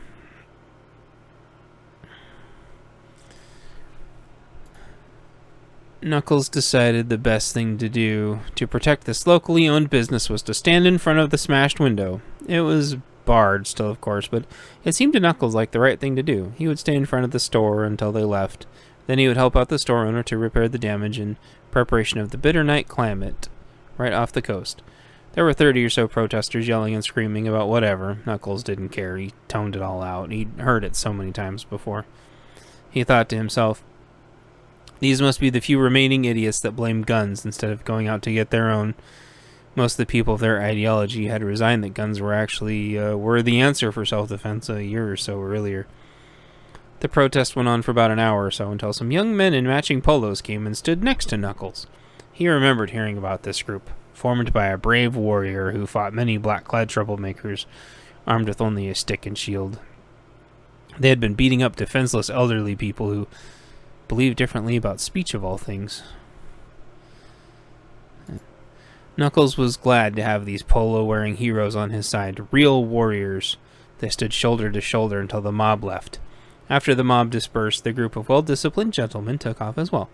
Presumably they were looking for more of these events. Knuckles wanted to follow them, but remembered about the store. He knocked and walked inside, and there was a jingle at the door, and he was met with an AR pointing low and ready towards him from the counter. Knuckles put his hands out to his sides innocently, but the store owner recognized him from the front by his gloves. "You're fine," the storekeeper said with an exhale and put his AR away. "I'm here to help you secure your store for the night," Knuckles said, as if this was a normal thing that was already on the schedule. "No need," said the shopkeeper. "They'll be back. Insurance doesn't cover riot damage."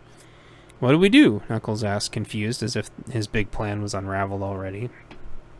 "We need to empty the store, but I can't do it alone. Can you help?"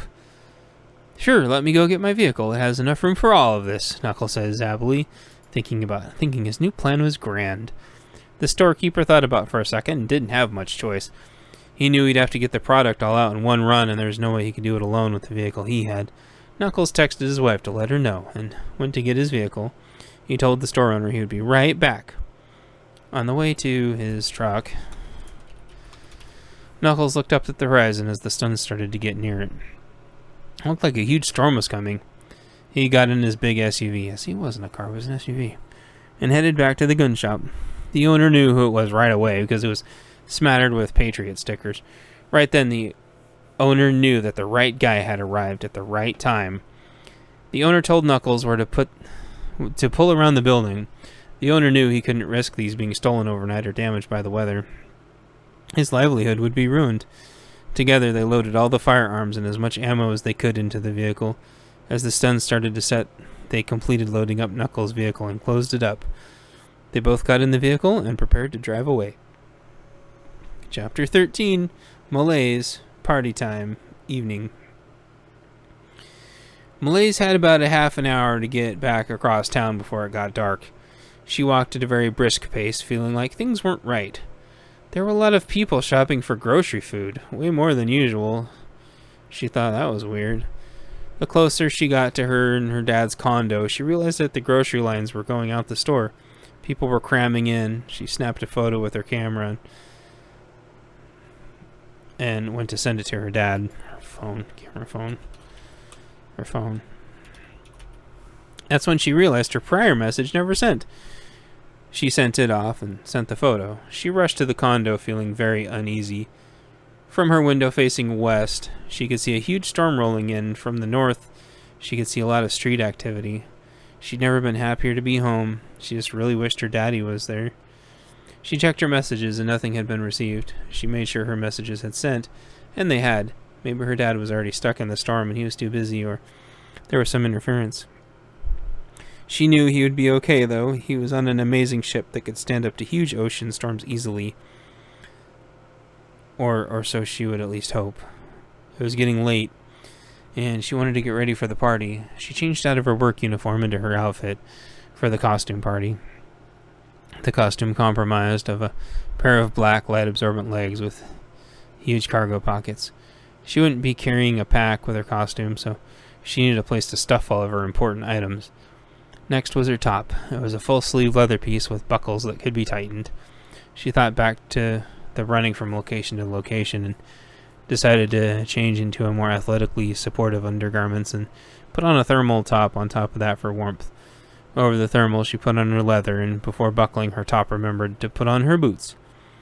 She had a pair of steel-toed military boots that she had purchased online. The female sizes were incredibly easy to get nearly for free, since they weren't in high demand. These were easily multiple $100 boots that she got for about $20. Steel-toed, reinforced soles, anti-slippery, and huge treads. She laced them up to the top and buckled down her leather top and cinched the straps tight. She stood up and looked in the mirror. She looked exactly how she imagined. Oh, I almost forgot. She dug through her pack and pulled out the mask. It was a Milsurp Israeli gas mask she bought online. It had the circular eyelets and now a giant bird beak that concealed the breathing apparatus ports. She grabbed a filter to see if it still fit, and it did. She was very satisfied. She didn't need the filter, so she set it aside, remembering that she needed to put her gloves on, so she did. She was now completely black-clad as a crow, inspired by the plague doctors of the 17th century. She fit an updated version of this perfectly. It was time to go. She grabbed her sibs, as she called them. She rationalized this by taking her full name for them, CS Sticky Balls, then making an acronym out of that. CSSB was what it came out to, so she figured that it sounded like sib. It was also slang for a sibling, and she imagined these being her little defensive siblings. She thought it was pretty clever and sounded good. She took 2 bags of sibs and put a bag of them in each pocket, and then she grabbed her keys and almost headed out of the condo when she remembered her phone. She took it and put it back in her pocket, and away she went. Out on the streets, she now felt invisible, a dark crow of the night, going shadow to shadow. She could move as fast as she wanted or as slow as she wanted. Malaise felt very empowered, as if anyone looked at her. Their attention was on the beak. It freaked them out, and they would look away. She imagined everyone had a natural fear of this persona, as if she was the harbinger of a horrible plague. It made her feel even more empowered, and she darted out to the party. On the way, she passed more stores, and from where she could see, the food portions looked nearly empty. She took a picture and sent it to her dad and kept going. Hopefully her dad would see these and would know to come home. Malaise got to the party, and it was suspiciously sparse. This made Malaise feel very upset again. Something wasn't adding up. Was she out of the loop? She looked around and found Darcy. Darcy was the only person that recognized Malaise, as she had helped Malaise make the costume. Darcy, let's bail. Something doesn't feel right. Darcy hadn't noticed it before, but it sunk in quick. Yeah, you're right. What do we do? Why don't you have a sleepover at my place? Dad's not home, and there'll be enough supplies for both of us, so we can ride out the storm together. We can even watch it arrive from my place. Oh yeah, the storm. Good idea. But Darcy, don't tell anyone, okay? Our secret. Okay, our secret. Darcy's costume was of a homeless guy. She was apparently protesting how they weren't doing enough for everyone stuck without homes due to the city's gentrification, no rent control, and not making mini houses, chasing them to the outskirts only to make the outskirts illegal. It was an idiotic cycle. That costume would work, Malaise thought to herself, thinking about being able to move them both inconspicuously. They exited the wimpy party and made a pit stop to Darcy's place. Malaise thought she had seen some people running down the street with things that didn't appear to be theirs. She'd seen this on TV and other places happen before, but not Sealth. Sealth had been peaceful for as long as she was alive and aware. Groups had started coming into Sealth to counter the staged protest. There'd been peace for a considerable amount of time. She knew people would try to recoup how disenfranchised they felt by looting a few things during brief society breakdowns. It bought them some time, where they wouldn't be scrutinized. Brief breakdowns, she thought. Where were the police? They got to Darcy's place, and none of her roommates were there. Darcy wanted to change into street clothes, but Malaise talked her out of it, saying that they could change at her place. Darcy bundled up all of her clothes in a suitcase. Malaise corrected her and told her to put it all in garbage bags to maintain her character. Darcy thought this would look cool, not realizing really how much danger they were in. Malaise knew this was to prevent extra attention drawn to them. Malaise took a second to check her messages and nothing, but at least the messages had sent. She really hoped her dad was okay. She looked outside and she saw people bunching up out there. They needed another route. Malaise, at least take the mask off. You're scaring me. Malaise pulled the mask up for a second and winked. This is exciting, isn't it? Yeah, exciting, I guess. You ready? Follow me. Darcy was finishing writing a note. Staying with friends overnight. See you tomorrow. They headed out. Malaise guided them to an unalarmed back door, and they exited into the darkness. Malaise got her bearings for a second as they headed towards Malaise's condo. Malaise checked the corner, and thankfully everyone was focused in a different direction. Malaise hiding in the darkness and Darcy appearing to be homeless, they almost made it to her place without being interrupted.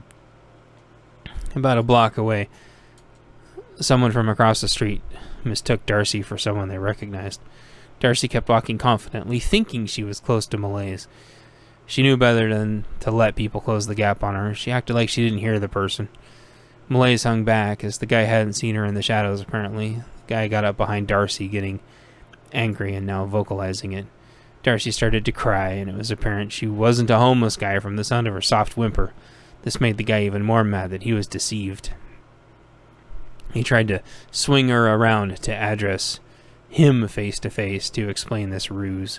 As soon as his hand went out, Malaise jumped on his back, reached around, and rubbed 2 sibs on his face. Malaise had tried to get them in his eyes or mouth, but wasn't sure if she'd got them where she wanted them to go. What better for her first experiment? Someone who couldn't keep their hands to themselves. Hey, what's this? The man stammered in confusion, thinking now he was being jumped. He tried to swipe at his face. He looked like some kind of drunk business guy that got thrown out of a business party or something. The more he rubbed his face, the more thoroughly the substance got spread and worked into his skin. Within a few seconds, he was screaming and gasping for air. The sticky sauce was all over his face. He kept rubbing and smearing, and the more he wiped, the more it spread. His face looked swollen and disfigured, and he'd be out of commission for at least a half an hour. Plenty of time so he couldn't see where the girls were escaping to. He spun around a few times trying to get their direction and ended up facing the wrong way. Malaise wiped her hands off her pants and they ran away from the screaming man. He undoubtedly would draw attention and they didn't want to be around for that.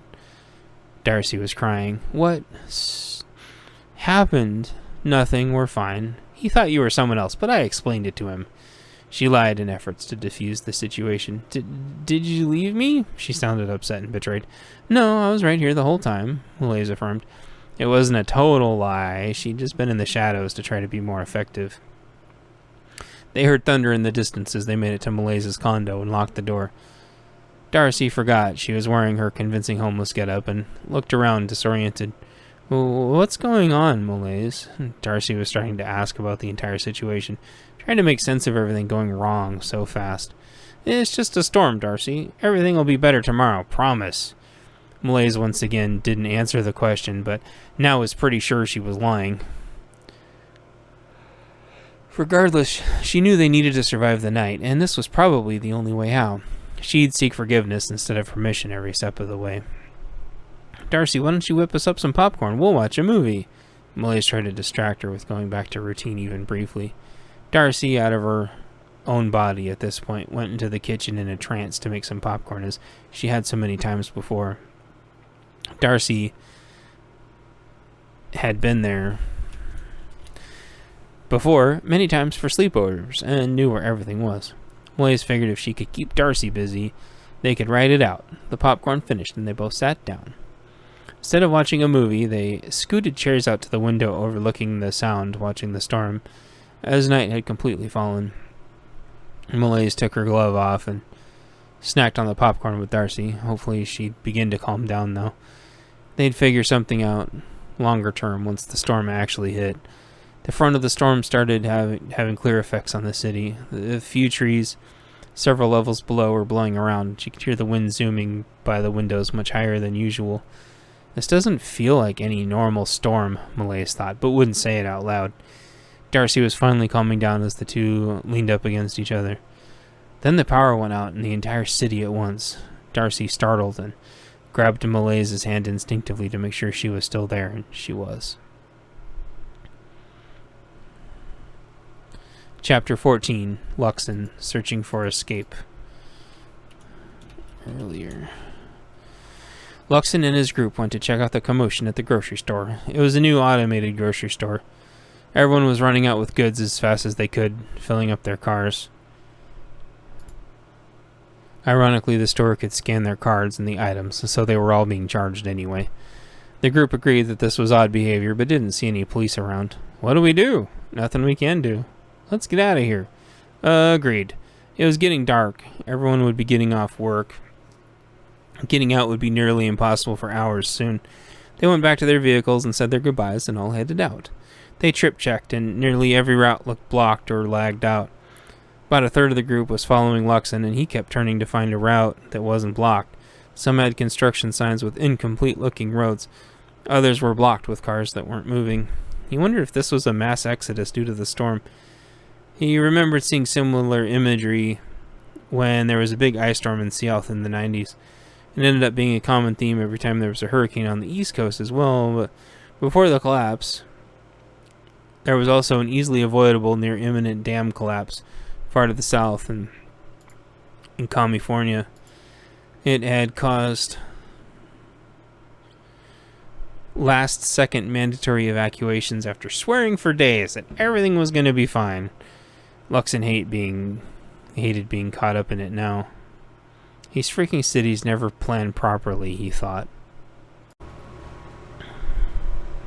He double-checked his GPS, and it led him deeper into the town. Were the buildings screwing it up? Was the storm screwing it up? He heard thunder in the background and wasn't afraid. He felt like he was born in a storm. He simply smiled. Whatever was going to happen was going to happen. They kept searching for an exit, and he turned on a radio. The radio said there was no evacuation calls, and there was a clear exit to the other side of the city.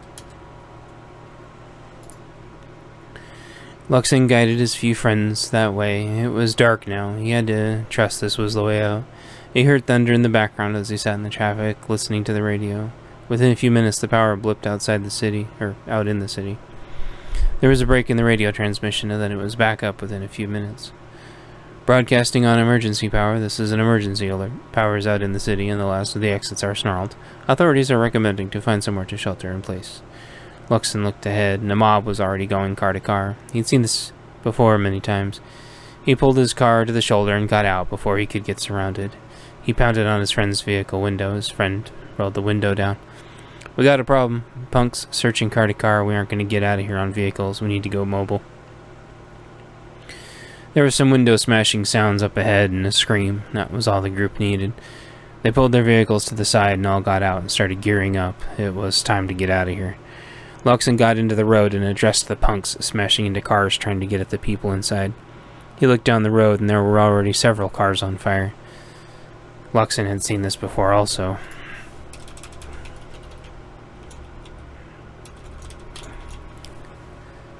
They were throwing road flares in cars. not good. "Hey, punks, over here!" They looked at him and exchanged words. They rushed over to attack him, 10 or 20 in number. He just stood there, leaning on his cane, smiling. When the first two got close enough, he shifted on his cane. They looked at him as if it was a joke, like he was going to fight them off with his cane. With end of his staff, there were taser protrusions, which he used to tase an exposed portion of the first guy that got too close. The guy instantly went down, screaming. The next several gentlemen had no exposed skin, so Luxon tugged and twisted on the handle and a sword came out. The punks went down immediately to the blade before Luxon was surrounded, or so they thought. Within moments, the bad guys were flanked on both sides and fully geared barbarian-looking Viking warriors. The punks only lasted a few seconds. The merry team then headed towards the roadblock to see what was going on. Chapter 15, Knuckles, stuck in traffic. Evening. Knuckles trip-checked again and everything was blocked. Getting out south was completely stopped. Getting out north was blocked by police activity or some such. He figured that they must be trying to lock down Capitol Hill and get all the politicians out that weren't on the good side of the protesters. This isn't good, he thought. He didn't want to get stuck in traffic. He didn't want to hang out here for the night. Maybe east was the safest bet. He had to drive west a bit to drive east, so that's what he did. They puttered on for a few blocks. Knuckles learned that his gun store passenger's name was Tom. Tom was a nice guy, just trying to make a living. Business had been up since a lot of the left had started purchasing guns like never before in history, but sporadic civil unrest lately had made it almost too dangerous. He had to empty his store every time since the damage and theft wasn't reimbursable. Today, though, his van was in the shop. Thankfully, Knuckles had come along. It was plenty dark out now, and there was thunder off in the distance. Knuckles still had his gloves on, and he was thinking about that in the dark as they were in stop-and-go traffic. He asked Tom to hand him the bag by his feet. "There's 2 bags. Which one?" "The one from the hardware store." Knuckles got the pieces out and had an idea. His gloves didn't quite have the impact he was looking for, and this night had the potential to get significantly more dangerous. He started messing around with the brackets and nuts and bolts. Within a few minutes, he had 2 pairs of knuckle dusters. He looked at them and smiled and set them on the dash. "Those are pretty cool," Tom said. Knuckles agreed and was thankful for the kind words. Knuckles was really missing his wife and kid and dog right now. He thought about checking his phone when he was about to turn around, but everything was stopped. The storm was close. The firearms and ammo were stored in the back of Knuckles' truck, which had a canopy. Nobody knew the equipment was in there, but he didn't want to risk the attention for too long. Up ahead, he saw a commotion. He asked Tom if he could drive the truck, and he could. "I'm gonna get out and see if I can help clear this up. Leave the engine running and don't get out of the truck for anything. As soon as a path is open, take it, and I'll hang on to the side until we're safe." Before Tom could protest, Knuckles grabbed his hardware equipment and jumped out of the truck. Tom slid over to his spot. Up ahead, he saw some Viking-looking people fighting something, he couldn't tell. As he got closer, they looked like people clad in black. As the rain started to fall, the lights went out. With only vehicles illuminating the situation, Knuckles tightened his grip with the 2 bolted dusters he'd made and started going to work. He couldn't see the end of their group, but all that did was make him smile. Chapter 16, Malaise, Dark Escape, Late Evening. Malaise used her phone as a light and found her way to some candles. She kept them lit for a while and low to the floor in hopes that the light wouldn't reflect out into the world too much. She didn't want to attract attention. Malaise looked outside and it was quickly turning into chaos. There were several burned cars lighting shadows of people running in every direction. She had a really bad feeling. This wasn't normal. There was no law enforcement. She turned on the radio quietly so Darcy couldn't hear. The city was in lockdown, nobody in or out. Shelter in place was what the repeating voice kept saying. Malaise didn't like that. "We need to get out of here," she mumbled to herself, a little too loud. "What, Malaise?" I said that I needed to make a message to my dad, and then we've got to go." She wrote out a note to her dad and held it out in front of her and took a selfie with the backdrop being outside. She had very few bars, but tried to send the pic. Her phone was at half power and looked to be struggling with the cell tower. It wasn't sending. The towers were too weak on auxiliary power and the load from everywhere. Everyone panicking. No, we need to stay, right? There are people that come and help, like in situations like this, like FEMA or the Marines or something. Darcy, I'm not going to tell you to come with me. What I need to do is extremely dangerous, but I can promise that if it works, we'll both be very safe. Rule number 1 is that the best person to take care of you is you. Malaise went in the other room and grabbed her 3-day pack that her dad had helped her make. It had a tiny tent and food and medical and tiny sleeping bag. There was also enough food to last a few days and a few ways to purify water and also a survival knife, compass, 2 flashlights, and a multi-tool. She thought for a second and went to her dad's safe. Inside was a 9mm takedown carbine that folded in half with a collapsed stock that made it really small. She filled all of her pockets with mags for it and stuffed the carbine in the sleeve of her pack. Malaise remembered her dad explaining that the carbine took the most popular mag in the world for handguns, so that seemed like an extra good choice. She took a few extra boxes of 9mm and stuffed them in her pack. They were heavy, that was for sure. Darcy walked around the corner to see what she was doing. A gun?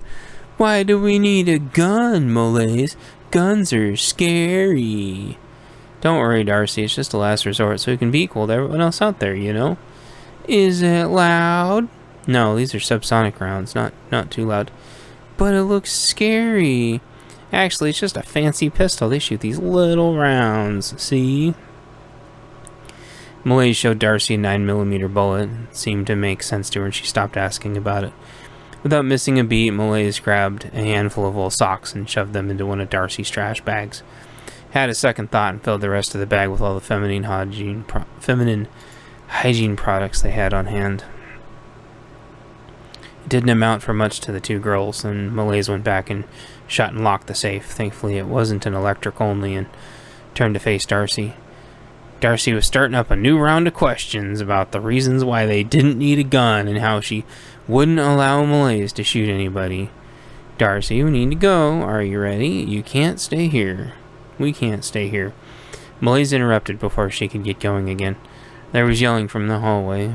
Malaise remembered that she had set the mask's filter aside as she saw it sitting on the counter. She took it and screwed it in after taking the seal off so she wouldn't forget or lose it. She had a feeling it would come in handy. She was ready. Darcy, I'll go first, and you stay right behind me, okay? I won't leave you, but you got to keep up. Okay, Darcy said sheepishly. She didn't seem to be able to decide what she was more scared of, so she was on survival autopilot by this point. Malaise put her glove on and pulled her mask down. It was go time. Malaise walked to the door and figured which side the shouting was coming from. It was coming from the next condo over. The walls were doing nothing to insulate the anger. Malaise quietly opened the door and nobody was waiting out there. She motioned Darcy to follow and quietly shut the door and locked it. She did this mostly by feeling and memory since it was pitch black. After quietly locking the door, Malaise put the keys in her pocket.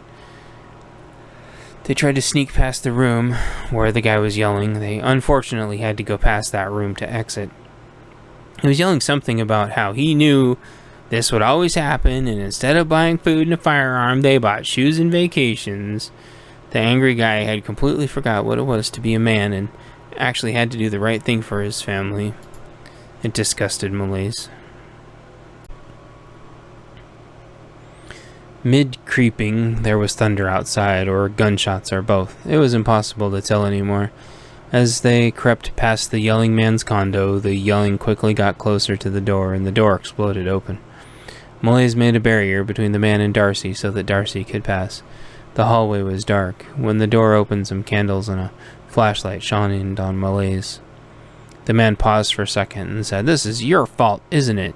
He motioned at her, most likely in reference to her black-clad attire. Malaise squared up with him at a 45-degree angle like her dad had taught her, and looked out at him with one eye through the mask. Her hands were out and her hips forward so she could pivot easily. This stance would help her parry and dip. In a women's self-defense class her dad had made her take before he allowed her to walk around town to school and work, she learned a lot. The best way to fight a man, if you're a woman, is to not fight them at their level, which is to play to the man's physical strengths too easily. I'm talking to you, boy. This your fault? He accused, to deflect responsibility however he could. Malaise stood unflinching, trying to buy Darcy the time to get away. Malaise heard whimpering coming from the condo he had emerged from. He'd either physically, mentally, or both been abusing whoever in there had caused him to not prepare like he had suddenly realized he should have been doing all along. The man would easily be able to block her way. There was no way past him, and she wouldn't let herself get separated from Darcy. She reached her hands into her pockets and picked up a sib in each hand. He was confused and tried to take a step towards her. It looked like he was going to try to throw a haymaker, looking for a way to supplement his inadequacy he was experiencing in his room. Malaise tossed one of her sibs in the air. This threw him off balance as he wasn't expecting it. He tried to dodge her distraction. As she took the second one, upper hand threw it right between his eyes. It splattered into both eyes. She sidestepped his momentum and he fell to the floor. Within seconds he was on the ground screaming.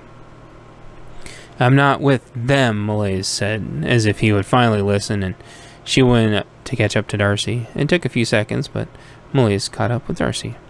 Thanks for not shooting him, Darcy whispered sincerely. Only as a last resort.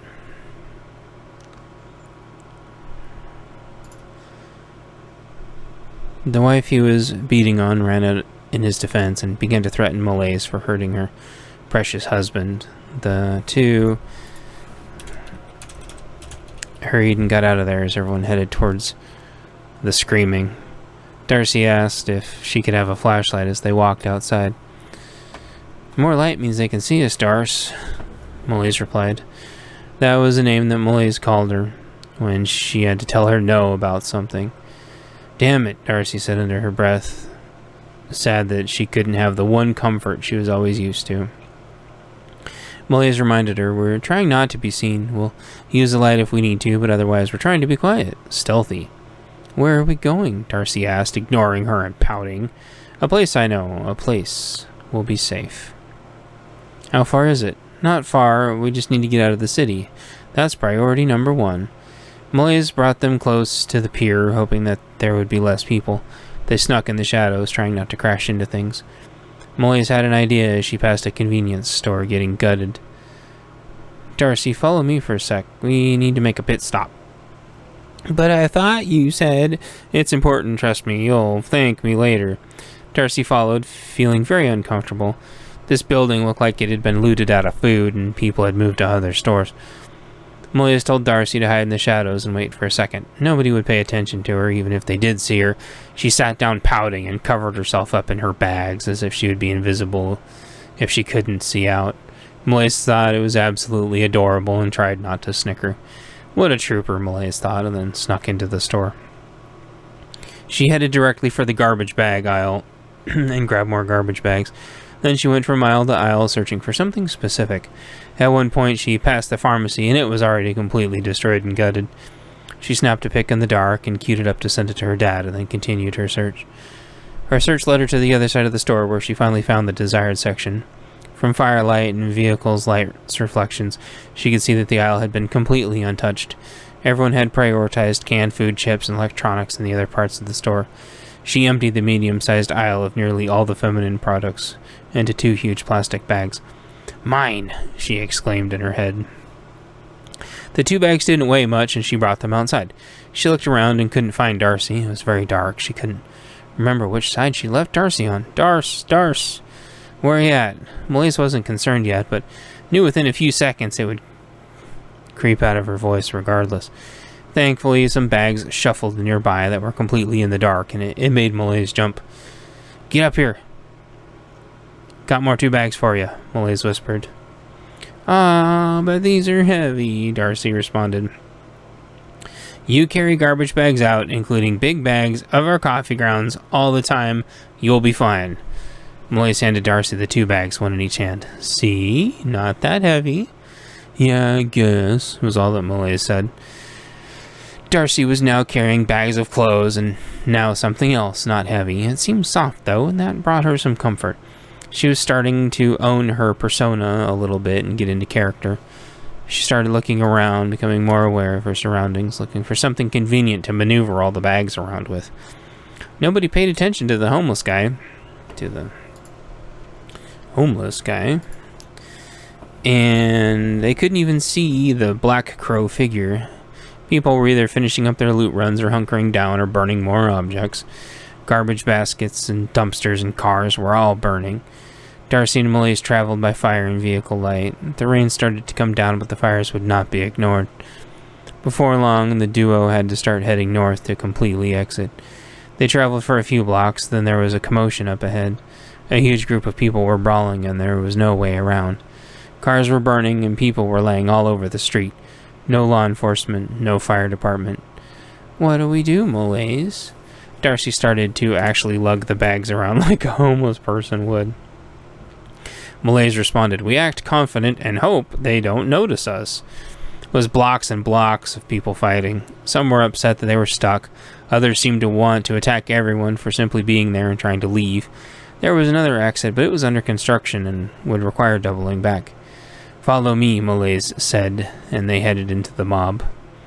They tried to skirt it, but it wasn't long before they had drawn attention. Some other people, all in black outfits, approached Malaise. Malaise had an idea. "Is this where the party's at?" She thrust her hips forward and made exaggerated theatrical motions with her arms, like she'd seen them make in so many theater productions and web videos. "Hell yeah, glad you're here," they high-fived emphatically. She kept the punk's gaze on her instead of Darcy. He sprung off to cause more damage, a ball-peen hammer in his hand. He ran down the line of cars, smashing every window as he went like an idiot. Malaise regained her normal composure and returned to Darcy. They kept walking, but there were so many people, and the roads narrowed due to the overpasses and bridges. They would have nowhere to maneuver. Malaise recognized this as an issue, and they started heading towards where the punk went. She figured maybe from this side it would be easier to find the unfinished exit out of town. Malaise and Darcy got a block or two before there was an all-out rolling street brawl. No law enforcement anywhere. Some barbarian-looking guys from the cafe earlier were about 15 strong but surrounded. There was at least 50 guys surrounding them, with more on the way. In between the yelling and throwing of heavy objects, Malaise noticed a distinctive tink-tink-tink sound with associated screams between each. They weren't going to last much longer. People rushed past her and Darcy, ignoring them to join the fight.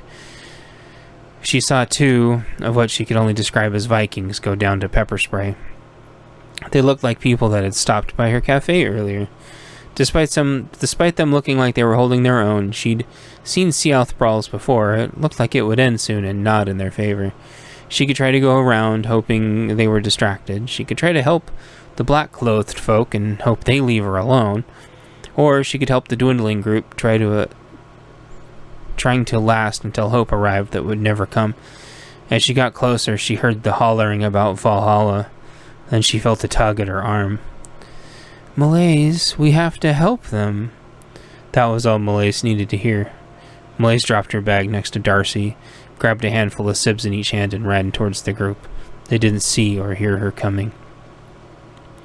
Chapter 17. Luxon, Last Stand. Late evening. Luxon and his remaining heathen buddies had been fighting Black Block for what seemed like forever.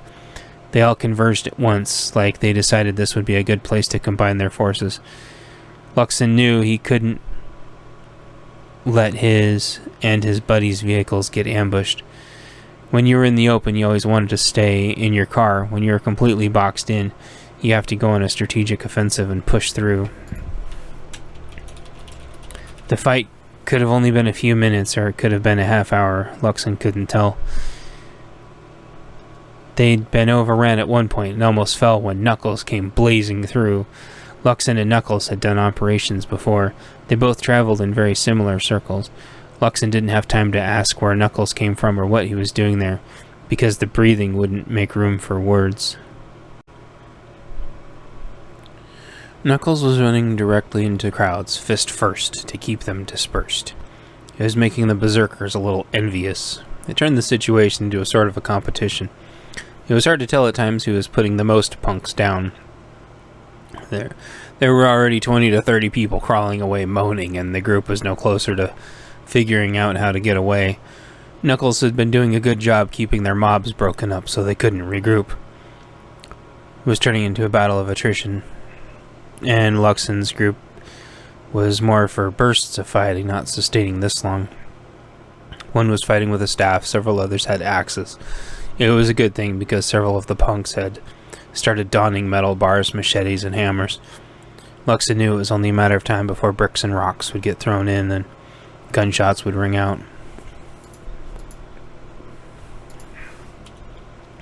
Then it would get horrible. He knew he had nowhere near enough ammo for more than a few of them, and that'd be it, but if there was any way to go, this was it. As he fought and swung his sword for another breath, he heard spray, and two of his guys on the left went down. They'd been pepper sprayed and tried to swing for a few more seconds before going down. They tried to close ranks and cover the two before they could get dragged out into obscurity, beaten, and stabbed to death. That maneuver left them too thin, though, and they were starting to get flanked by a wedge maneuver. Knuckles had a big one on the ground and wouldn't stop punching. The punks were trying to pull the guy away from Knuckles, but couldn't. Luxon got behind Knuckles and dragged him back into the formation before he could get flanked. "Help us hold the line!" Luxon yelled.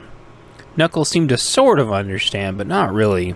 There were two more coming in fast, and he jumped between them with both fists out before they could react, and down they went. Luxon just shook his head and pulled Knuckles back up again. "Watch my back!" That seemed to sort of make sense to Knuckles, but there were too many a moment later, and he got piled on. He swung and swung, but they were trying to pin his arms. Luxon turned to see Knuckles down and tried to get the guys off him. He heard more pepper spray and thought this was probably it, and then a body slammed into him and he went down. That's when he heard screaming behind him. Blood-curdling screams. Chapter 18, Knuckles holds on. Late evening. Knuckles was buried in bodies, the combination of too heavy to get off him. Both of his arms were pinned, and he was struggling to get an arm, leg, or loose. He thought Luxon was going to help him, and then someone smashed into Luxon also.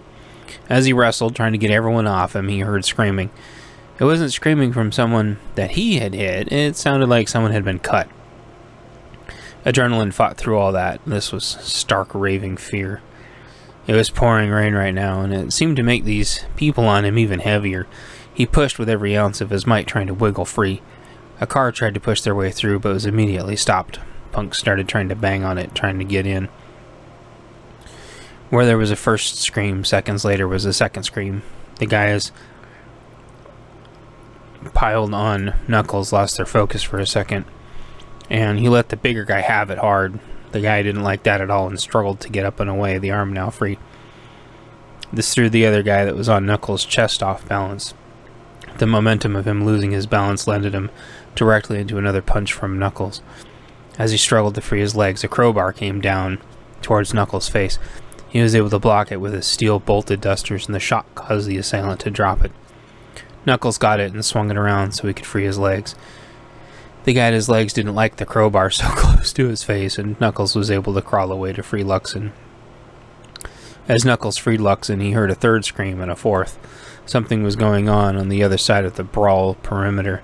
There was no time to wonder, and Knuckles struggled to pick Luxon up, which he used his cane as support for his other leg.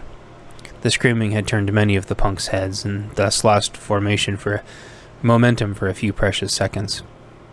It was a deer-in-the-headlights sort of moment, with all kinds of imagination trying to figure out what would cause the screams when they were so close to beating down these so-called fascist white supremacists. As they gawked, some objects flew into their faces as they tried to wipe the stuff off, only to start screaming. Knuckles didn't need an invitation and crashed right back into them, leaving the crowbar behind. Luxon started attending to his wounded, explaining that they need to make one last push. Everyone got up and rubbed their eyes using the rain. It helped a little, but not much. With one last breath, they all yelled, "Valhalla!" and met with Knuckles crashing into the mob. Chapter 19, Malaise, Even the Odds, Night. It was pouring down rain now, but that wasn't diluting her special sibs. If anything, the water was mixing with the cold sweat and getting into their eyes and pores even easier. Even goggles were useless as the splats got on the goggles, covering them up only to get hit by a second volley of splats preceded by screams of burning. Where the spray would be mostly defeated by the pouring rain, the sibs retained most of their chemical balance as they splattered onto people. People tried to wipe it off, only to smear it around. It was working really well. If it got too close, she'd slap him in the face. By now there was a concentrated film of it on her hands. She smelled like sickly sweet death as she waded through the bodies of the screaming. Any that were still standing got one tossed in their face, underhand style. Anyone who were on the ground that weren't swollen enough got a saturated glove rubbed all over their face. She kept this up until there was a surge of bodies towards her. She was immune to the effects of her sibs and the spray flying around due to her mask, but she wasn't immune to this. She tried to step back and stumbled. People fell everywhere as they got plowed over by the barbarian-looking guys, and she got piled up in the bodies. She felt her hands to see if they still moved, and they did. She felt the special gloves that she ordered online to protect her from chemicals, and they were working very well. It fit the theme, she had thought. They were coming in very useful as she tried to climb up and out of the bodies. She grabbed fresh sibs from her bags, feeling that these were the last ones. Then all she'd have left is her carbine takedown and some hope. Knowing that, she smeared them on everyone's faces as she got up, and they started screaming as their faces contorted involuntarily. Nah. She had a sudden thought. What if their messed up faces were permanent? It made her giggle, and right then she realized she was about to get plowed next as she tried to stand up. Instead of getting plowed, though, one of the barbarian-looking dudes stopped and said, "Wow, sick costume, dude." She realized that they didn't recognize her. She lifted her mask up by the beak and winked at them and then pulled her mask back down. The aroma of the combined gases was damp but potent and very present. The look on their faces was priceless. "She's the barista," they all repeated and admired her with great reverence. A guy tried to get up that apparently wasn't sauced enough, and she reached down and put the sib that was in her hand right in his mouth, and he screamed and then started gurgling in pain. That got a good laugh from one of the berserkers, and Malaise thought she recognized the one causing the tink-tink noises. Malaise thought, was that the other guy from the cafe? The one who got my tips back? She realized it was. She hoped that these people would be her friends. "Guys, the road's completely blocked and too narrow. We need to take the construction road. Do you all have vehicles?" They nodded, taking steps back from her as if she was toxic. Meow, meow. Darcy walked up to Malaise, dragging her pack along with the garbage bags and a shopping cart she had found.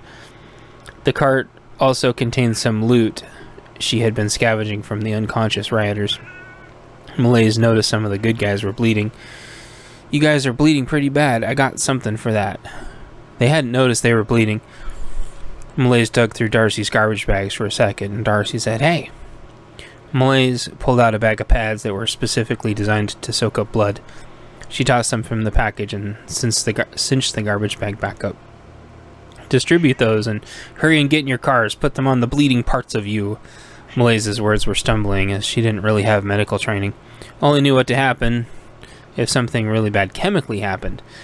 The heathens had all gone through first aid, so they immediately recognized what she was trying to say. It was pouring, and these disruptive effects weren't going to last long on the mob. The heathens started handing out the pads she provided. Malaise got their attention again. "Guys, do you trust me?" They all nodded. "Let's go. Get in your vehicles and get them turned around. We're leaving." Before they departed, she saw Knuckles and the first guy from the cafe. She now understood, being named Luxon, having a brief conversation. She saw Knuckles pull out a device and start punching in numbers. They both pressed buttons a few times, and Knuckles nodded. Knuckles, Malaise, and Darcy got back to his vehicle with Tom, who had kept the vehicle running. Chapter 20. Team leaves Sealth. Night. Knuckles took his bolted dusters off and tapped on the truck's windows with Tom inside. "We have some new passengers." Tom nodded and unlocked the doors. They threw their gear in the crew cab and climbed in. Tom was a little startled, as it was a homeless person and a guy with a bird beak mask. "What's going on, Knuckles?" Tom asks. "We're getting out of here. Follow their directions. Don't move Too fast. We have several friendlies following us. Heck to the yeah, Tom said.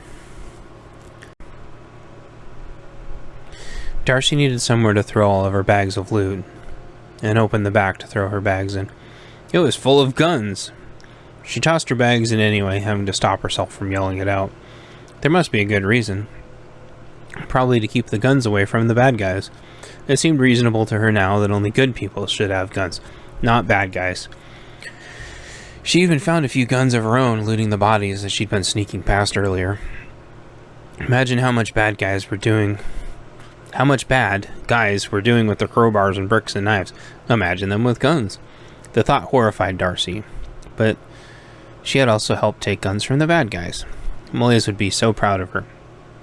And then Darcy hopped in the truck next to Malaise.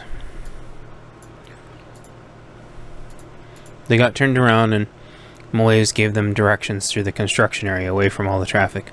Before long, they were on the main road. They had a few miles of stretch ahead, so Malaise and Knuckles both checked their phones. Malaise's message had sent successfully, but nothing back. Knuckles had several concerned messages to his from his wife and tried to send her a message saying he was okay. He unfortunately had no bars, so the message sat. When they got safely out of town, there was a static break over his radio.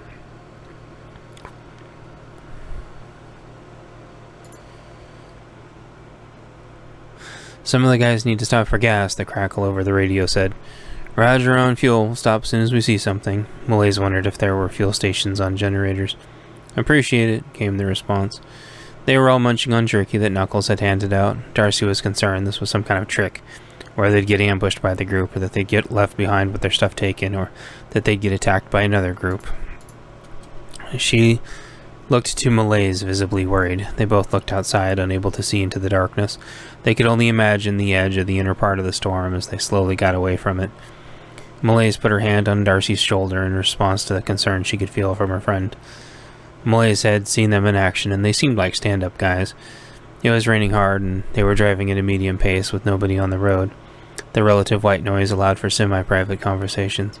Malaise whispered to Darcy, We've been saving each other back and forth now all day. They seem to be good guys, and I trust them. They remind me of my dad. Darcy thought about that and always felt safe around Malaise's father. Darcy relaxed a little bit. Malaise didn't relax, though. Guys could never really be trusted in SHTF with girls around immediately. They couldn't even really be trusted during normal times, actually. Trust had to be earned. Took forever. Most guys usually eventually showed their true nature. Usually sooner rather than later. Malaise vowed to be extra cautious and aware for both her and Darcy, and after a few more miles they saw a light on the side of the road. It shined up to the sky in the storm like a big beacon.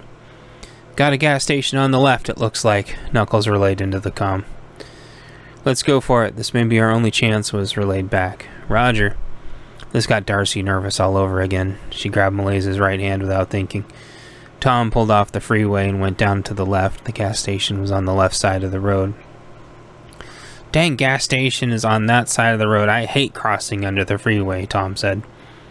But they all looked and nobody was around, just the gas station. As they got closer, said, Cash only, in huge letters on the cardboard. Knuckles said, Crap, hopefully they have cash. I wonder how much it will be per gallon.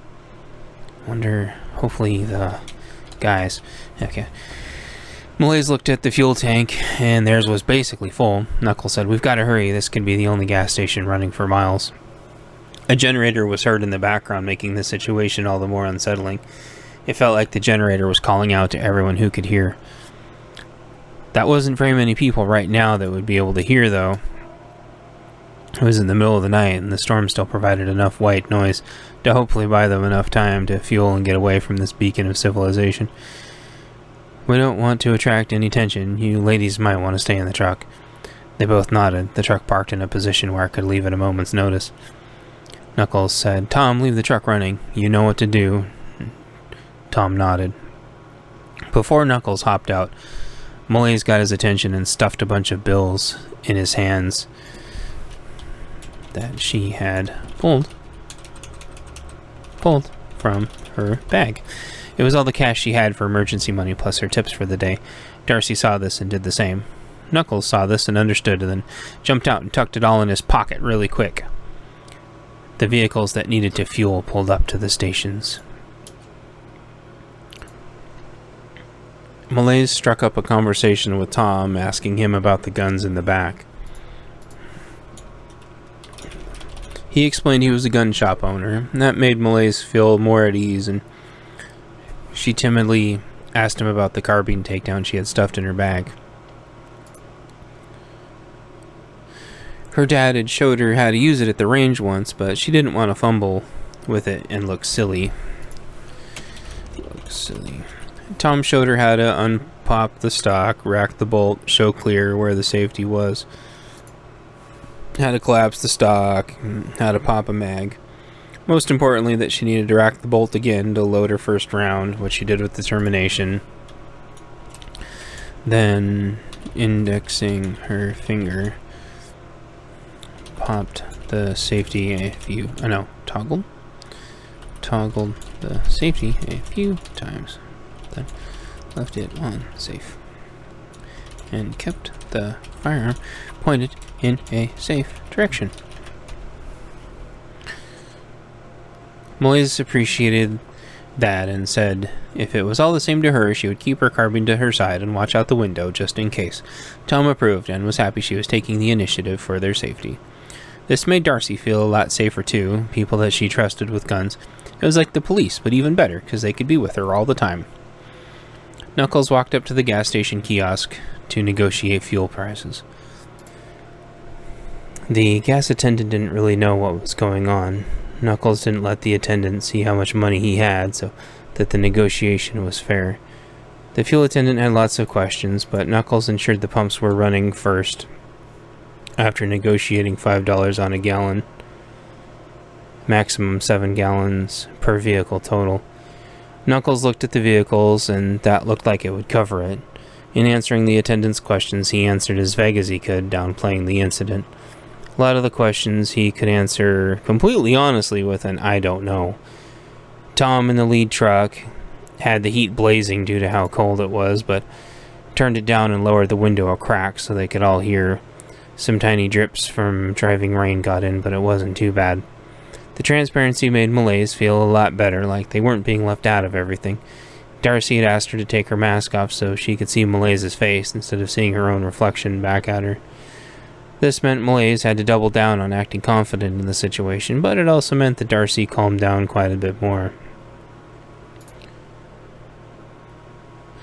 Granted, having the carbine takedown did make Malaise quite a bit more legitimately comfortable, especially since Tom helped her become re-familiar with it.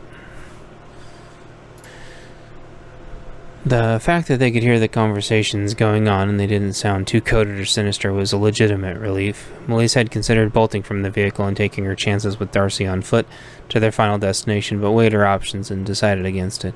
It would be too dangerous, and she was feeling okay about this group now. Tom broke the silence with a question. "Where are we headed?" "South more than west."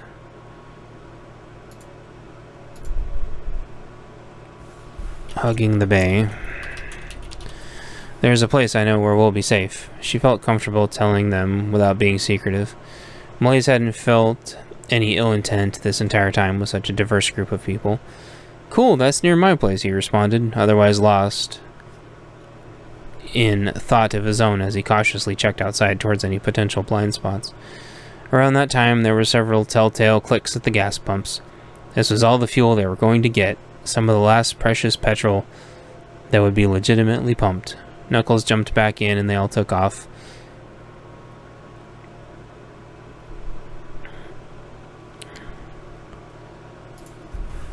Now that they were all fueled up, then back under the freeway and back onto it. Chapter 21, To the Bug Out. Late night. Knuckles gave the girls back what was left of the money. He explained that it helped significantly in augmenting what they already had. They had done the math, and one of the vehicles would have had to get left behind without that extra cash. What Knuckles left out was that Cash was essentially worthless now. The attendant just didn't know it yet. He figured to himself he'd better not ever bring up the cash thing again. It was too bad that this was the last time it'd ever serve a purpose. At least it served a good purpose. It meant that they didn't have to trade a gun or ammo or something, which might have really spooked the fuel attendant anyway. As they drove to Malays's bug out, as she gave course corrections here and there, they all noticed there were no cars on the road. Sure, it was late at night, but surely there'd be some cars, right? Maybe police or military heading to the city, but there was none. Nobody. As they got further away from the city, the storm began to subside into normal, average, familiar rain. The wind died down, and the truck wasn't getting shoved around as much. A single siren was heard far off in the distance. An hour or so later, they pulled through a small town as their vehicle's lights shined around. They saw that the town was intact. They also noticed people were armed everywhere. Malays recognized some of their faces, or she thought she did, from a long time ago. In a few minutes, they passed through the town and were headed to a side road that was blocked. Blocked, Knuckles said, sounding like this was a normal thing to him. They're coming over to talk to us. Their firearms are low and ready. What's the plan for this? There was no excitement in his voice. Malays rolled down her window, keeping her carbine out of sight, and popped her head out. Hey, everyone, it's me! She waved at them excitedly with her other arm. They were all fathers that recognized her. Where's your dad? He's stuck out at sea. Can we come in? We barely made it here. We? Who's we? My new friends. They all talked at the roadblock for a minute.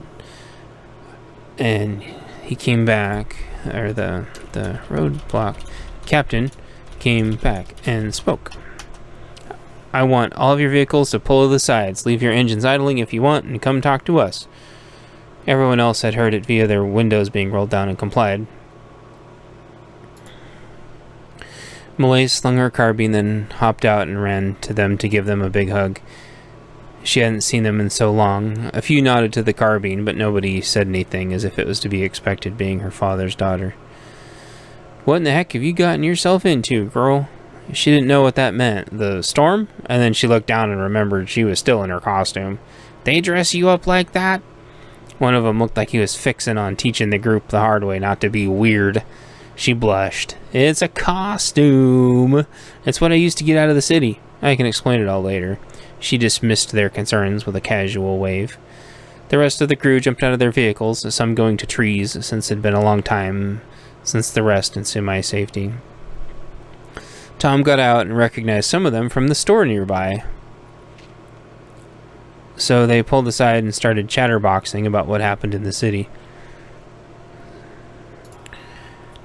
Malays asked the head guy if their cabin was still good. Yep, it is, I reckon. We drive by it every day, and it seems fine. Is that where you want to go?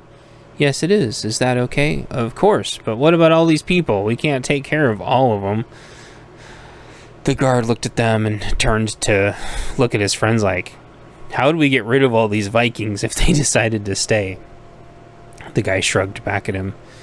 The heathens had all got done with their business and were starting to come check out the roadblock. A few stayed with the cars naturally. Knuckles stepped in and said he wasn't staying. He had to go home to be with his wife. He checked his messages, and she'd basically told him that if he wasn't home by 6 a.m., she was leaving without him for the next part of their own personal bug-out plan. Tom wanted to get back to his place as well, but he had an idea. While the lead guy talked to Malays some more, Tom took his friend to the back of the truck. Behind them, all the happy Vikings were sharing their stories to each other about the fight they had. Each of them had slightly different retelling, and they were enjoying linking all the pieces together. Tom opened the back of his truck and showed his friend the stash. Hey, would a few of these make it easier for you? The friend's mouth dropped. Tom said, You like ARs or AKs? His friend didn't know what to say. They were only out with hunting rifles. Oh man, I don't know. What do you think? We better go with the AKs. You have a little heavier round out here in the bush, Tom mused. He picked out 2 AKs and checked them for function. Everything seemed good. He handed them both to his friend and grabbed 2 cases of ammo and a handful of mags. They both waddled back together, full of equipment. This stressed out Darcy to no end, seeing the scary guns all over again. They had some wooden furniture on them, so she thought maybe they were for hunting. She also thought they looked kind of like militia rifles, though. So Darcy decided to hop out of the truck to go be with Malaise. That way Malaise could explain what was going on. "What do we do about yonder heathens?" the leader asked, nodding towards the Viking-looking fellows. Knuckles responded, "They need a place to stay for the night, then I think they want to head out in the morning." Luxon came over and confirmed, "Could we get a place to stay tonight? The cars can stay here if you'll watch them. We'll leave no problem in the morning." He sounded as truthful as he could with his big genuine smile on his face. The barricade lead responded, "Aye, we can watch over your vehicles for you. We got a spare barn. It's dry. How's that suit your fancy?" Luxon responded happily, Barn? Barn? What more could you ask for?" All of Luxon's friends said barn to each other a bunch of times. Luxon went back to the car and got all of Malaise and Darcy's belongings out of the back. All of the heathens went back and shut off their vehicles to get their stuff for the night.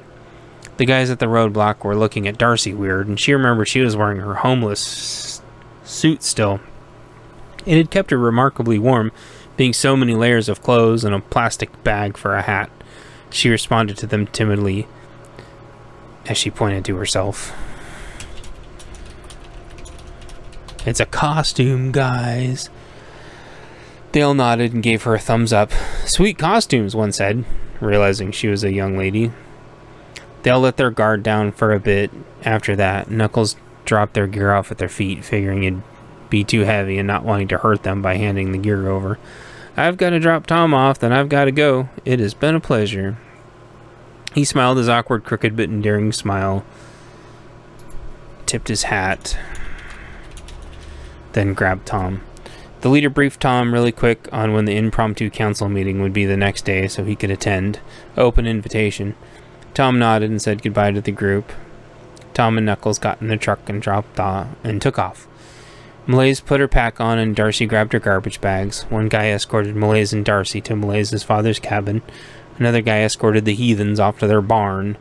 The groups waved goodbye and said thanks and went their separate ways. Chapter 22. Knuckles and Tom. Epilogue. Knuckles got Tom back to his place and helped unload the haul. As a reward and thanks for saving him, Knuckles got 2 ARs, some mags, and 2 cases of ammo. Knuckles was able to get home in time to sync up with his wife, and they bugged out together with his dog and kid into the safety of the hills. Chapter 23. Luxon Epilogue. Luxon and his band of merry folk crashed in the barn for the night. They got more permanently bandaged with help from a local who was a registered nurse. The hygiene pads from earlier meant they didn't have to blow through huge portions of their personal medical kits, which was good.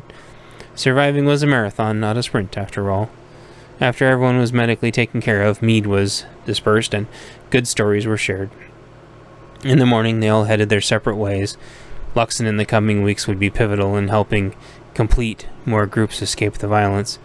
He had just enough fuel to get home, thanks to Malaise and Darcy's donations. Their epic battles together with Knuckles would be immortalized in song for all eternity. Chapter 24. Malaise, Darcy Epilogue. Malaise and Darcy got to the cabin okay. No new messages on Malaise's phone, so she shut it off. There were no bars here anyway, and she imagined the emergency power on the cell phone towers was all gone. Hopefully her dad was okay. He'd at least know where she was supposed to be. Malaise was finally able to loosen the buckles on her suit a bit to let her body breathe, and Darcy got changed into more normal baggy clothes. They got a fire going and everything was okay. There was plenty of food stored in the cabin, and the community there took good care of Malaise and Darcy. They were far away from all the problems. Chapter 25. End of story time. Classroom Stronghold. 3 years after the collapse. The kids had some lunch and then continued on enjoying the story and took some naps, which I didn't really mind. Hopefully they wouldn't blab about it too much. Kids needed to take their naps if they were tired. Some kids had questions about the story, asking me what certain words meant. I always clarified them.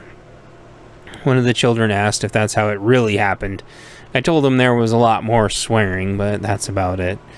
He nodded in understanding. I also clarified that the construction detour they went on led over a bridge that was closed. That's how they were able to get across the gridlock. Most of the southern part of the city was clear, due to everyone being stuck on the north half. Crime wasn't as bad, because that's where law enforcement had been briefly holding. State Patrol West and East precincts were all on that side of the river. They held crime down for a few hours into the night before dissolving into groups with their families and friends and getting out of town as well. A few wanted to know why exactly the power went out. Was it the storm or something else? I told them I'd let them know in a future story, and they collectively groaned. Some asked what happened to Malays's father. I reminded them that was covered in a different story about the luxury ship.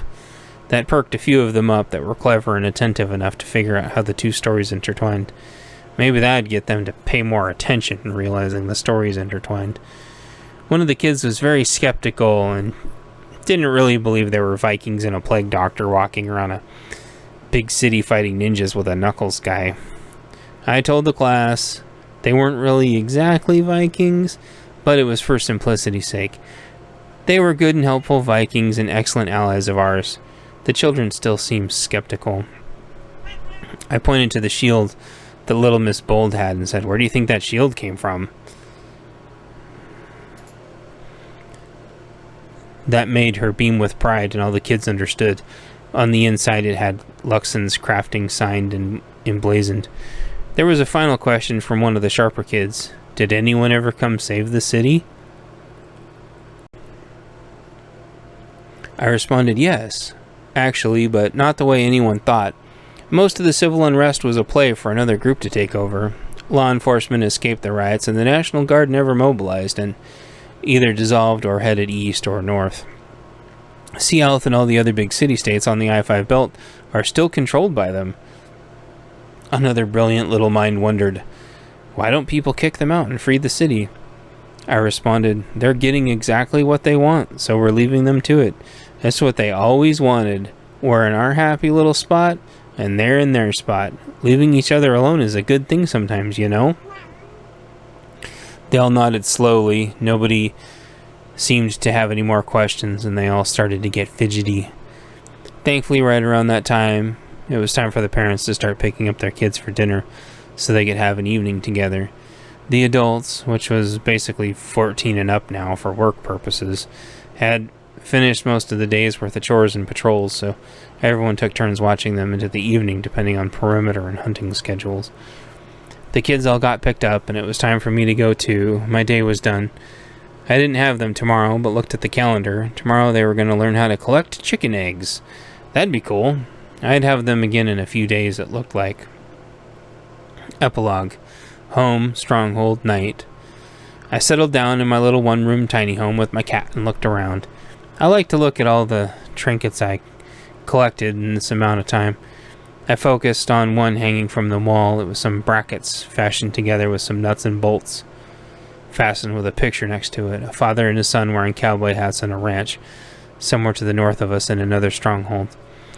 I said a silent prayer for my buddy and drifted off to sleep. It wasn't long until the nightmares started. There was a mob outside my house, trying to light my front lawn on fire. My cat put her paw on my face, and that snapped me out of it. I really need a dream catcher in here, I thought, and then drifted back off. Now, I will read an excerpt from pnw Affliction, book number 7, Empty Armada. Chapter 1, Trying to Get Up. Home, stronghold, 2 years and 6 months after the collapse. Spring. I'd been sleeping for a while. I didn't know how long. I dreamt a new dream.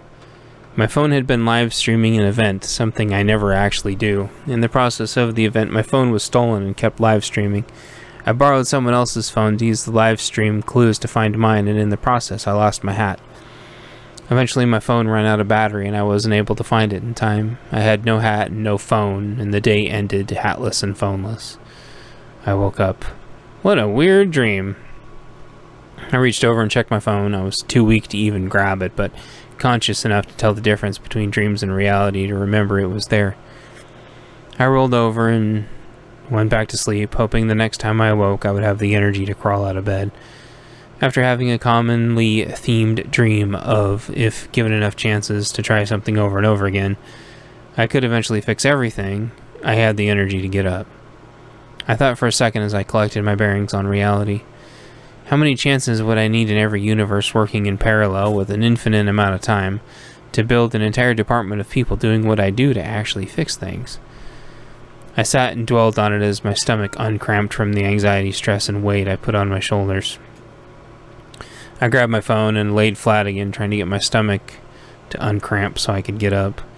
I tilted my head back for a second and saw the dream catcher that another person at the stronghold had made for me over 2 years ago when I asked for it. It had taken a while to get one from the Native American tribe we had living local in our state. The tribe was doing quite well, in fact. They'd set up a perimeter around their entire agreed-upon reservation land. It was a secure set of property and respectably sized piece of land. If you were friends with them, you were guaranteed safe passage through Puyallup to the coast.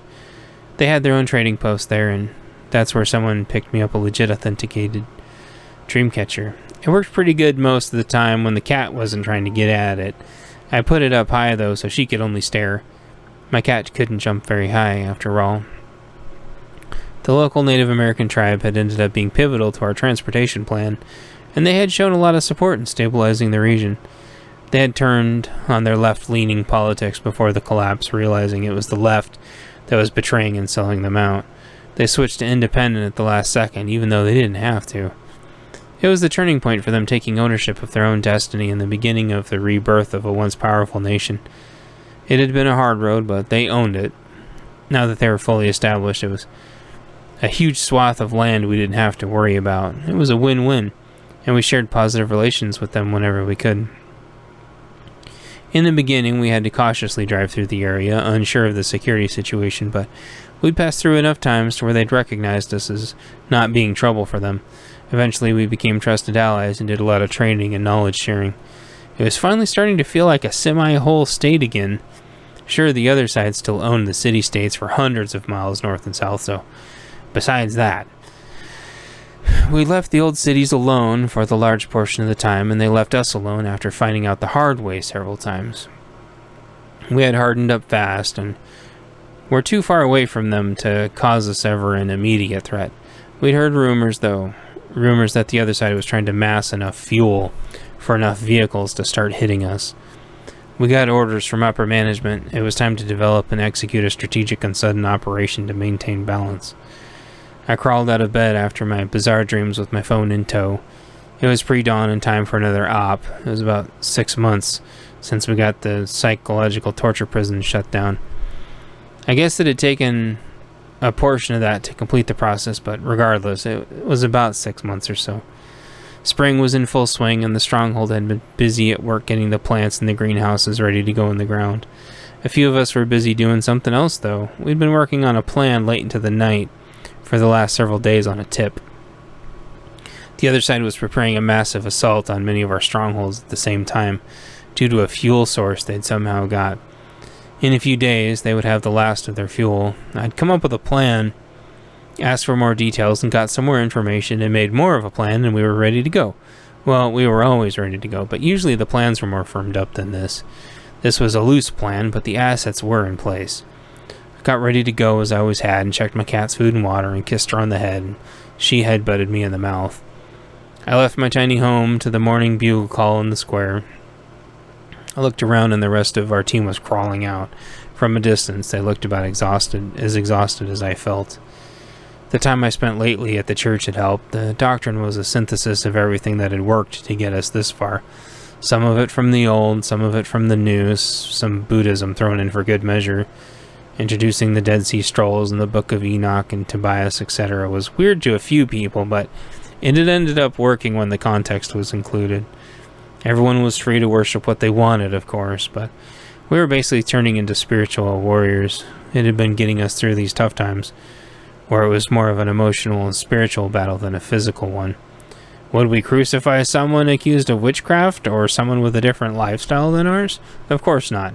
We had much bigger issues to deal with than to be attacking each other when nobody was hurting anyone else within the community and the new culture we were creating. Quite simply, 80% of the church didn't survive the collapse. The ones that focused on physical and emotional prepping did okay, as we always knew they would, but they were the exception, not the rule. The majority of churches collapsed under their own bloated weight, unable to see their own pockets and egos. When it was time for words to transition into action, the unprepared religious leaders all sided with the new government or dissolved entirely. We still saw missionaries from time to time. We kept them at the gate in case they had viruses or were scouts. They would patiently wait while we went on and got any folks that historically followed their teachings or anyone who wanted to hear their spiel. It worked out pretty good, and they'd scurry along and try to make it to the next area to keep preaching whatever it was they believed in. Sometimes they would ask for donations or whatever, and we would give them what we could to keep their little pilgrimages going. The larger ones that were left now, all operating in the big city-states, were teaching a hybrid of self-power and earth power. The guys had smuggled me out a copy through one of their contacts for me to read for analysis. Some of it made sense, but it was way out of context. I heard the concept separately before, and I understood that it would only get them so far.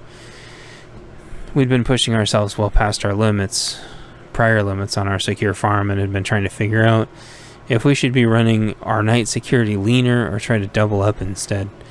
It was hard to decide when we needed several off our perimeter detail in the planning phase due to their prior experience. It was a tough call to make, but thankfully a few people in the stronghold that weren't on our team stepped up. They wanted to learn our procedures and tactics for quite a while now, and they seemed legit. Only one or two of them had ever fully integrated with the team because we didn't have an intermediate vetting level. These situations tied together well, and everyone on night patrol teamed up with a local from the stronghold that we trusted. The flag raised, we saluted, our hand to our heart, and said the Pledge of Allegiance, and the bugle played. We went to have breakfast, and nobody talked. We were talked out. It was time for doing. I noticed people looking at us concerned. I whispered to our group, which still largely sat alone, although a few of the guys had their wives or girlfriends with them. We aren't talking. People are giving us funny looks. A few of the guys looked around and noticed. One of the guys chirped up, "Anyone see the game last night?" They got a groan from a few of the others. We all loathed professional sports. I chimed in, "The kiddos are really digging soccer." I was still a part-time teacher here, and we'd got enough kids now to put two semi-decent teams together. There was a field, and they played in that couldn't produce a garden to save its life for some reason. "Right on, you're doing a good job with the kids, by the way," one of the dads spoke up. "I hear nothing but positive stuff from my kid." I nodded. I had a thought at that moment, then someone else spoke up. "Maybe it's time for you to just teach full-time. The next generation needs you, and you do a good job. If you get hurt out there, we'd lose a valuable resource." "You guys need me too, though," I responded, "and everyone is vital to the mission," I reminded them, and they all nodded. "Well, you wouldn't be going anywhere, of course. We'd still have you if we needed you." I thought and spoke. "You know, it's really up to the family and leadership, but I'd really love it. We have to..." And then I caught myself. I was going to say, we have to survive long enough first, but I stopped mid-sentence. I got some sharp looks from my team, and they were all thinking the same thing, but trying not to. We have to talk about it more. Maybe there's some other people that want to teach also. Who knows? The truth was, I'd really love to teach the little monsters. I love telling them my stories, and I didn't ever get to have kids of my own. It was my way of leaving my legacy, my little print in the history book, as it were. We hurriedly finished eating in relative silence again, hoping nobody would be too concerned. We wrapped up the food for our brothers and sisters on the perimeter that hadn't eaten yet, thanked everyone, and headed out. There was no more big to-do about it, because we had enough people to where we could leave without putting a huge strain on internal security. It also added to the inherent safety of the matter not having announcements anymore. We kept the date secret now and knew there would be little chance of the other side organizing a strike with such little notice.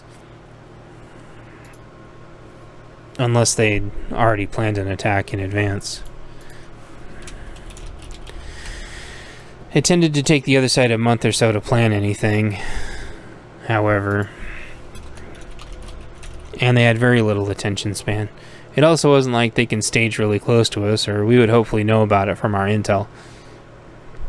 Sources said that the attack would still be a ways off. I tried to think for a minute if we were the southwestmost group or not. Technically, there were other non-affiliated groups that would be stuck in the middle. I'm sure someone would have come to us freaking out and begging for help if the other side had rampaged through already. That reminded me that I should talk to the guys about having an outpost or something. It'd be much more feasible to do once we locked down fuel. We doled out the food to the remainder of our team and had a communications swap. We had a little prayer and rolled the dice to see which routes we'd take and did our gear checks, and then we headed out.